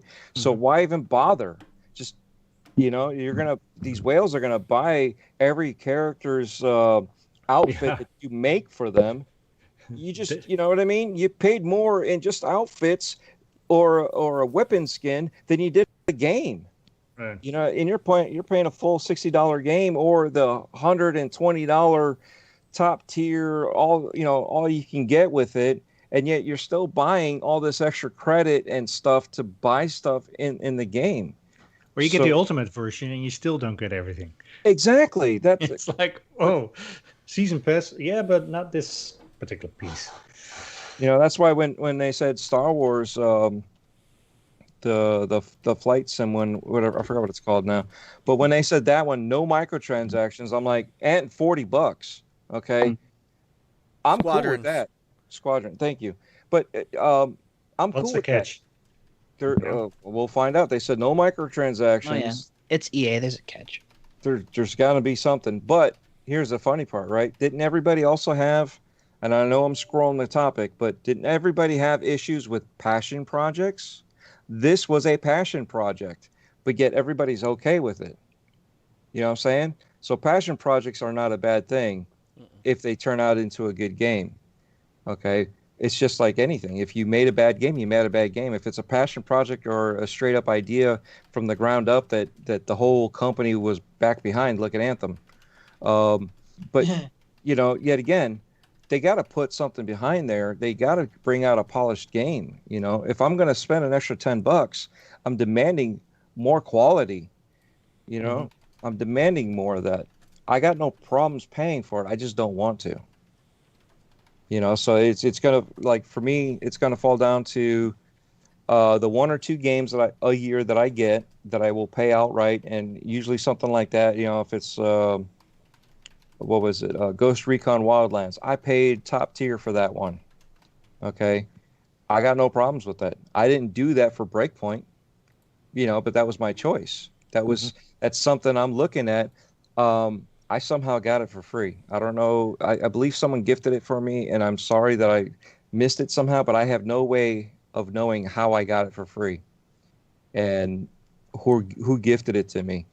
But I have it, and it's an okay game. Would I have paid full price for it? No. I would have waited for a sale to come up when the Ubisoft puts out those sales. And that's what I've been doing for a lot of the games. It's either in Game Pass or it's a sale, and then I'll look at it. Unless it's a guaranteed game I am interested in, then I'll put the money up front. I got the Amico. If I had any whatchamacallit, experience with Intellivision? Very little. But you know what? Everything that Tommy's put out there, talking about it, watching these videos, I'm putting it out there. I pre-ordered it. You know, I got the what I call the Tron version, the graphite black. Oh, nice. yeah. Nice. You know what I mean? So Yeah. I pre-ordered that, but yet again, that's a choice. Is it the most powerful, most expensive console? No, but it's going to be a fun console. That's the way I'm looking at these games. They better be fun. They better be quality. I'm willing to spend the money if there's the quality there. Otherwise, I'll wait for a sale, and by that, hopefully they'll fix all the screw ups and all the patches that they had to put in. Yeah, exactly. And that's the only downside for that. You know what I mean? Because by the time you get around to it, everybody's already been there, done that, played it, and just like you guys are already talking about the game. I haven't even bought it to even do any, to have a input on the conversation. I've seen some of the streams. I haven't seen some of the leaks. I've been able to pass that. I've watched a friend just tonight was streaming a spoil cast on it. I turned down the volume a little bit so I can still hear it and interact a little bit, but not soak in what they're telling me. So I'm still trying to support other creators, but at the same time, let it go. But it's just they just need to have a value there, and $40 for Squadron, it sounds like a good value for a passion project. Mm-hmm. Mm-hmm. Yeah, what I hope is even when raising the price to 70, as long as you don't get milked the same way, like microtransaction this, 20 different, from ultimate to gold to special gold, ultimate, platinum versions, etc. Where you need a whole matrix to figure out what version you really want. I support paying more, but I need to get more too, and I don't want to be nickel and dimed. Yes. See, and that's the other thing. Like you talking about that, right? You get the Ultimate Edition, you get like 2 expansion passes, but then they have a season 2. Mm-hmm. You know what I mean? Then they have a season 3, and it's like, all right, well, are you giving me more, or are you not? Because one of the expansion passes I saw was it Ghost Recon Wildlands for season 2? You didn't get shit for what you were paying for. I was like, no, what is this? I love this game, but I'm willing to spend the more money for these extra stuff, but not for a DLC or a season. It's not even DLC. It's just an extra season of a couple things. CD Projekt Red, they did a real nice job when Witcher 3 came out. And correct me if I'm wrong, but when they came out, you paid a little bit more for the Ultimate Edition or whatever they called it, but you got all the DLC or whatnot that went along with. There was something that you got. You paid a little extra, and you got, because I know I played that, and you got quite a bit of content for paying like $10 extra or something when it launched. It wasn't much. It was like $79 or something. I don't think they had a deluxe edition though. Yeah, when they were talking about DLC initially, they were saying unless it's something substantial, like they were doing DLC for free. Pretty much, but when you bought that game, there was something I thought I paid just a tad bit more. It wasn't like the normal games, but then you got the whole ball of wax. It was a really good deal compared to what most of the companies do as far as DLC prices. Yeah, I did that for Red Dead 2, and some of the stuff I thought I was supposed to get, I guess I didn't get, but it says I have it. So it's same thing with was it Borderlands 3? I was supposed to get like these certain weapons and stuff, but I have no idea if I even got them. It shows that I own them, but I don't remember seeing half this. So I paid extra for what? See, and that's kind of the quality where we need if we're paying for it, give it to us, but make sure it's there. Yeah, if it's actually like what I call an expansion, but if it's just like skins and stuff, I mean, I remember in Gears of War where they were charging all kinds of money for all these Lancer skins. There were like 300 of them, the rainbow one, this and that. And I'm thinking, oh my God. And to each his own, but I mean, you don't see those skins that much. Occasionally, you'll see a guy running around when you're playing Gears, and you'll see his Lancer, kind of shine a little bit brighter, different color. But the amount of money they were charging for skins was just. I don't mind paying for extra story and content, but skins, I have a hard time with that one. Well, I did that for Odyssey. I bought the top of the line Odyssey they had, and then a month later they came out with the Ultimate Edition. I was like, "Are you kidding me?" Mm-hmm. It had what I wanted. I would have spent it, but I'm not buying it now. Right. I already spent the top tier that they had available, and I was literally looking for the top tier. Yet, because I was going to invest in this game, no problem. Here you go. Here's my money. Take it. But then a month later, you come out with something that has all the extra DLC or added content that wasn't part of my package. Although the most I paid for a game, Dreadpool, I invested $600 in Neverwinter, and that was a free-to-play game. So, yep. Neverwinter's on the top of my list. I spent money on mounts, different items. And I didn't even realize that I kept, spending money using my debit card. That guy, I need that dragon mount. So I'd buy that. I spent more money on a free to play game than I spent on a normal game. I don't know. That's how they're designed. They're designed that way. They're a money trap, man. I swear. Even kids are getting in trouble. They're stealing their parents' credit cards, and then the parents get the bill a month later, and they're like, "Oh my God, $2,000 you spent on Neverwinter." You're grounded. You're at like what, $520 on The Last of Us 2 so far. That's true. You did. Yeah, but one of my collector's editions, which I didn't get to show tonight, I was going to give it away or have a contest or something for it. It wasn't. It was something I was doing nice for the gaming community. Just send me the steelbook. No, I don't know, because then I disrupt the collector's edition and its total package. I'll send you a copy of Bloodstained Curse of the Moon. Curse of the Moon 2 comes out next week, by the way. Does it come out next week? A knockoff. No, I know. Yeah. Yeah, but it's made by the same people. It's made by the same people. Oh, I know, and I love Castlevania. That's one of my favorites. Did you play the first Castlevania? Did you play Ritual of the Night? There's Dreadpool. He says I'm still on. Yes, a little bit. That was good. To be honest, Mike, the very first Castlevania is like my all-time favorite. Like the first couple. After that, 2 I didn't like so much. I didn't like the back and forth, but Bloodlines for the Genesis was sublime. So, all right. Frankie didn't get a chance to answer on the $70 games. Ooh. Oh, I buy more indie games than I do actual big AAA games. So the thing is though, like I've talked before, like there's Studio Hollow, like they can put out anything and I'll buy it. Like Remedy, Insomniac, Sucker Punch.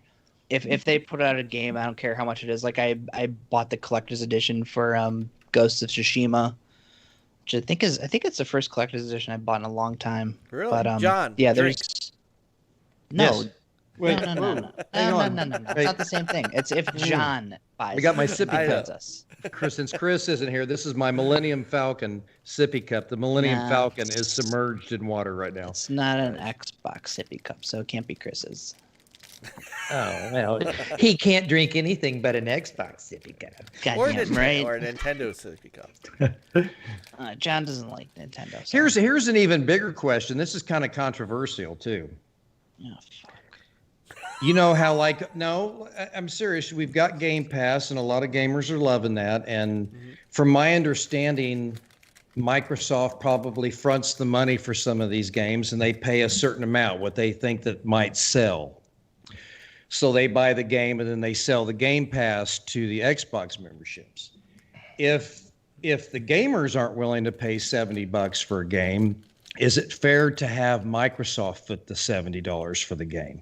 Because somebody's got to pay the cost of the game. So it's interesting That's just That's like like- I said, that's a- Game Pass is great for a lot of gamers, but if the gamers aren't willing to spend it, is it fair to put that pressure on the company? Because Microsoft has to buy those games. They have to guess and say, this game's going to sell so much, we're going to buy these games and then we're going to offer it to you on Game Pass. Yeah, I don't know that if it's. Yeah, go I mean, ahead. it's Go got to ahead. work that way. Yeah, I don't know if it's like a purchase. It's kind of like a rental agreement, where they're probably saying, look, you if we give you this much money, I'm guessing here. This is all guessing. Right. If you give you this much money to bring your game on here, Right. and that's their upfront money, and then after that it would be per download. That we get like so much. So it's they're not getting the $70 right away, No. but they're going to get incrementals of that, and then as more people play, it has a chance to give them and grow that bank for them to collect off of it. So if you had, let's say, 100 people buying this game, that was out of 500. But if, let's say, you had 400 renting it, or through Game Pass, then they're still making that money. They're making more money than they would have if for the straight up 500, because yet again, people don't have it, might not want to try it, or because they don't have the money, or they're just not interested. And if it's there and it's part of the service, it'll give them an opportunity to try it at least. And even though they tried it and didn't like it, they still made their money. I guess my question was, though, if let's say all the games go up to $70, obviously Microsoft's going to have to spend more money to get these games on Game Pass, I would imagine. Maybe. You know what I'm saying? Yeah. They also don't do a lot of day and dates outside of their own stuff. Right. So like I would be shocked like if say Grand Theft Auto 6 came out and it was day one Game Pass. Right. Yeah. Right. They do a lot with indie games day and date. Mm-hmm. Yes. So a lot of the smaller games, and the guy who created. Oh, I'm sorry. Go ahead, Peter. No, I mean, there's some great success stories about, games that are being on Game Pass. Descenders. Are now, like Descenders. That's one example where they actually, sold more games outside of Game Pass than before it hit Game Pass. So just the buzz of being in Game Pass and people playing it and talking about it gets other people, interested and, Plus you get the discount. Yeah, the discount. So when it goes out of Game Pass, you can still buy it. So That's Mike it. Rose from No More Robots, who published Descenders, and I brought up Descenders I mentioned Descenders because he has been very vocal about Game Pass, and it was not a couple of days ago that he did this tweet kind of thread about it, and he said, I cannot stress how incredible Game Pass has ended up being for Descenders. It's elevated the game to heights we couldn't have imagined. We also signed a new Game Pass deal for the game, so it's going to be in Game Pass for a long, L-O-O-O-N-G, to come. And then he said, if I take the month before we went into Game Pass and compared it to sales of the game last week, we are now selling around 5 times as many units each week as pre-Game Pass on a weekly basis. Since we went into Game Pass, our total Xbox sales have tripled. Because there's still a lot of people, and John, to your point about, you're a physical guy, you're not into the subscription, and there's a lot of people like you. There are a lot of people like you that don't do the subscription, even though there's millions that do Game Pass, there's millions that don't want to do Game Pass. But So I what don't want anybody to think that I don't think it's a bad thing. No, you're right. I think But Game Pass is a good thing for, what I'm those getting, that use yeah, it. yeah. So what I'm getting at is those of you guys who don't do Game Pass have looked to the folks sometimes who have it, got it in Game Pass, who have said, hey guys, I just played this game Descenders. It's awesome. And sometimes you might find a stream of somebody playing it, and that person says, well, shit, I want this game. And they go and they buy it. So Game Pass is also giving, if nothing else, and maybe this plays into how much money the company gets from Microsoft, they get exposure. It's kind of like a band play. It's kind of like a band playing for peanuts at a fair. They might not get money straight up front, but you never know if that couple that's getting married walks by your stage while you're playing and goes, "Hey, I want them for my wedding." And that wedding, you charge them $1,200 for that wedding rather than the $200 you just got for the fair. So there's a little bit of that going on too. I can't believe I was able to get a music analogy in there. And that's what Mike Rose is saying is people are seeing the game because the folks on Game Pass are playing it, and the folks who aren't on Game Pass, now they want the game. So they're buying the game based on that. So that's part of it. I think that goes into it too. So, Frankie? I'm shifting. My ass hurts. It's time to end the show. So I mean, the other thing too. I just did that right before you. I pre-shifted. Right I can't afford all these games to begin with. So I've come to the point to where well, there's that, but then I wait. But you know, Mike, even if you could afford all the games, there's still the question of time. There's the question. Absolutely. There's a question of time. Even if I could buy every game that came out, I simply don't have the time to play them all. Sure. Did that before. So don't recommend it. No. I can't get through the last of this. So for me, having Game Pass means that I could wait it out. I could wait for, a game like Descenders to get in there. I could wait for a game like Soul Calibur 6 that I love Soul Calibur. It's just I wasn't going to buy it at $60. But now it's coming to Game Pass. So I'm going to get a chance to play it. It costs me 12 times 15, so $130 a year or whatever it is to do that. And if I play 3 or 4 games out of it, then I win. So, games going up in price make Game Pass more palatable to me from a standpoint of I don't have the disposable income to spend. I have to be and what it does do is it does give me that ability to say, okay, I got these games in Game Pass, and especially the Microsoft games. I didn't have to buy Crackdown. I didn't have to buy Sea of Thieves. I don't have to buy Halo Infinite. I don't have to buy Ori, which I haven't played yet. But I know I don't have to spend $60 to $70 on Halo Infinite. That gives me the $60 I need to buy Ghost of Tsushima because I know I've got that money because I don't have to spend it here. So I'm able to do a little bit of kind of money magic to get everything I want.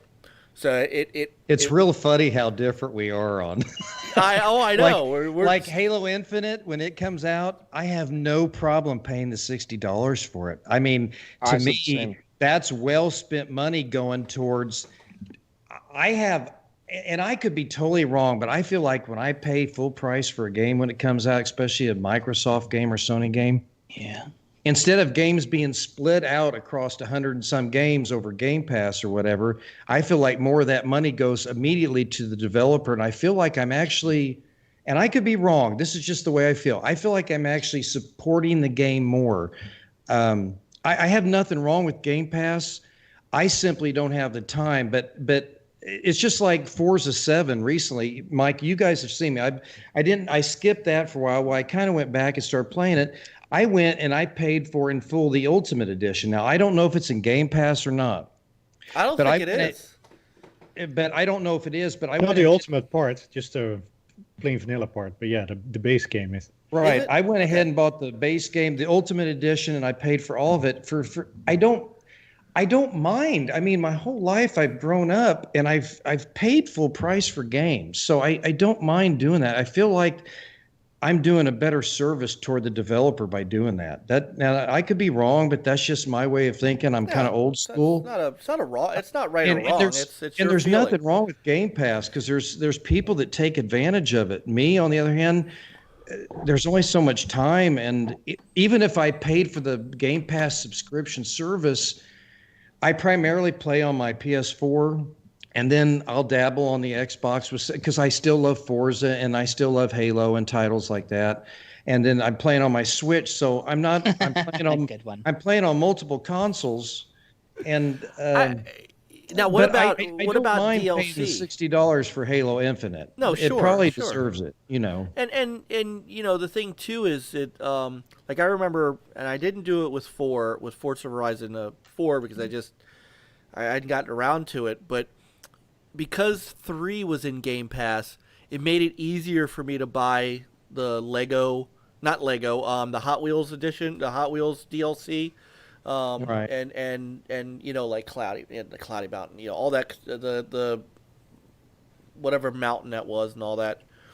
Blizzard, Thunder Mountain or that's it. Tropic Mountain. Thunder. Yeah. So- What is it? Yes, Tropic Thunder. That's close. Yes. Yeah, something Nice. mountain. Anyway, so yeah, I mean, $70 games make it easier for me to love Game Pass.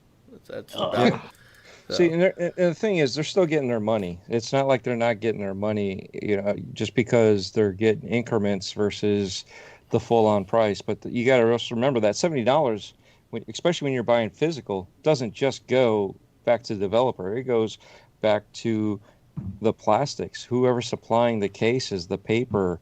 It gets all broken down. At one time, Dreadpool, I think I had the percentages down, and like so much went to the retail store that carried it, but still a large portion of the money, there was still a good chunk.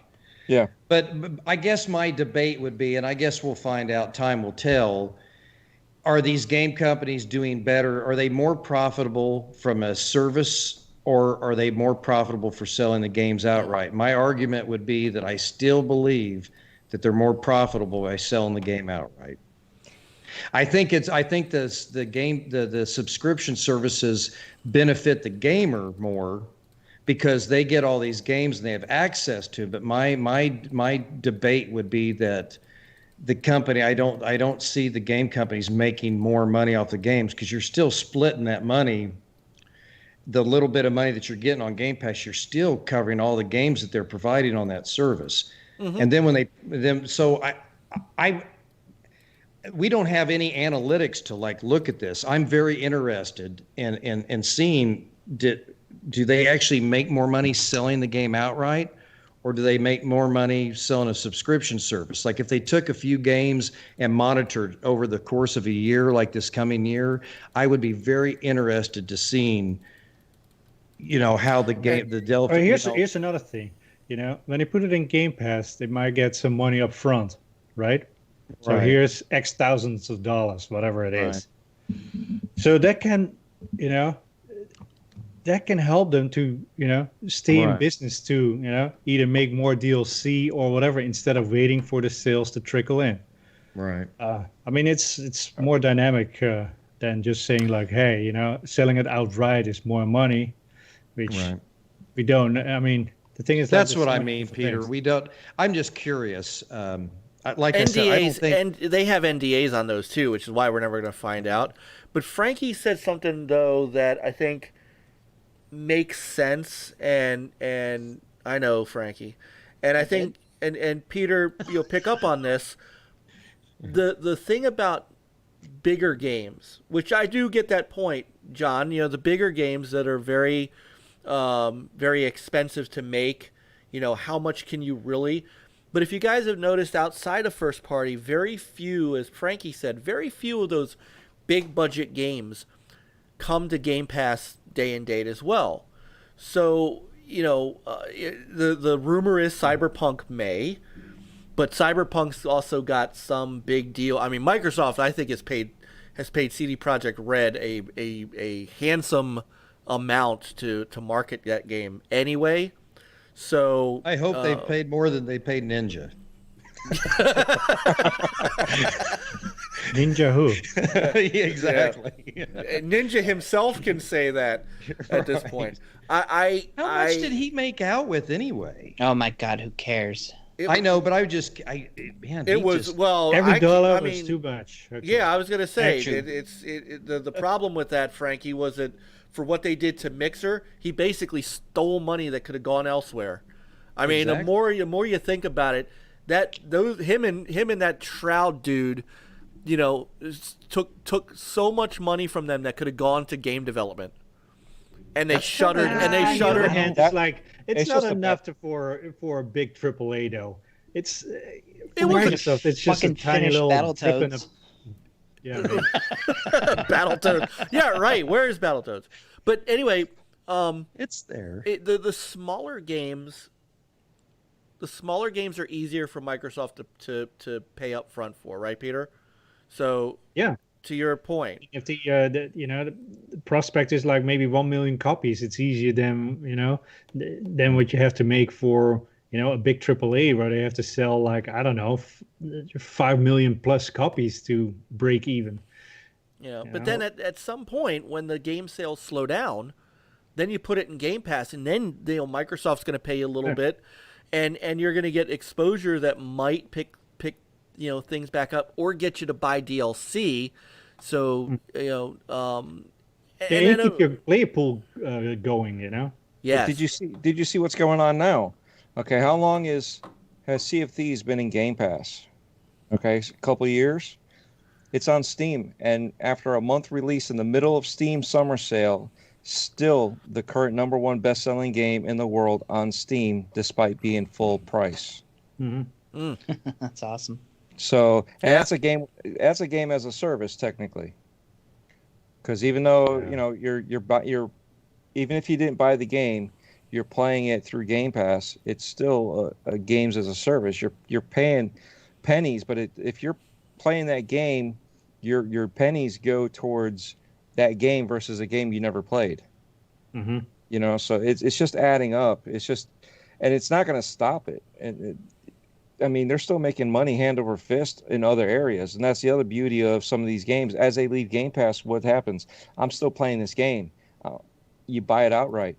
You know what I mean? You buy it at the discount, or like we talked about earlier, I got the base game free, but I want the expansions. Mm-hmm. Well, I got no problem paying for the expansion because I didn't pay for the full price of the game. You have a little bit more money. Ooh. What? Hold on. I'm buying. I'm on PlayStation Store. I'm buying Iron Man VR. It's out. Oh, I gotta. It's out. It's out. Buy Sundered while you're on there. No. Well, no. It's not that I don't want to buy Sundered, but I need to. Yeah. So. Oh my God, wouldn't that be $5. cool, Mike, if they added a co-op mode in Iron Man Machina. VR? Ooh. I'd play as about that Rescue. earlier. I'd play as Rescue. Pepper Potts. I'll be Pepper Potts with an Iron Man suit. I could be You Iron. gotta let I can him- be Iron Patriot. You're gonna let him wrap his arms around you and you fly together. This is one of those games where the move controllers really work well. I tried to play Star Trek Bridge Crew uses the move controllers, and I tried because you got your two hands. Right. I went back to the controller because it's hard sitting down using move controllers. But you should buy Nex Machina while you're on the PlayStation Store. For $4.99. Yeah. Kobayashi Maru, Mike. Kobayashi Maru. Yeah, Blues Tech and I are doing that. Right. Doing that this weekend. So, all right. Hey, we're now at 12:45. So we've gone 45 minutes past where I thought we were going to go. Another question for some more content, half an hour content. So Yeah. I think I succeeded right there. You did. Hey, flew. It warms my heart, Peter, that you brought up a subject. Oh, look at that. Yeah. Not mine, Peter. What the fuck were you thinking? I know. This was not my fault. That's You all wanna I can see some- say. Here you go. You want to see something oddball that normally you never see? Oh, let's see. There we go. Ooh, what's that? What is that? Ooh, Star Wars. It's Star Wars. It's the Mandalorian, is it? No, It says Force Boba Awakens. Fett. no Boba Fett. There. Boba Fett. But What is It's- that? it's wax. It's Phil Spencer. Is it? Yes, it is. I saw Yeah. Phil Spencer I've been- back there earlier. Yeah. I've been sitting in his living room. X gonna give it to you. I was wondering how long it was going to take. I didn't see him until you moved.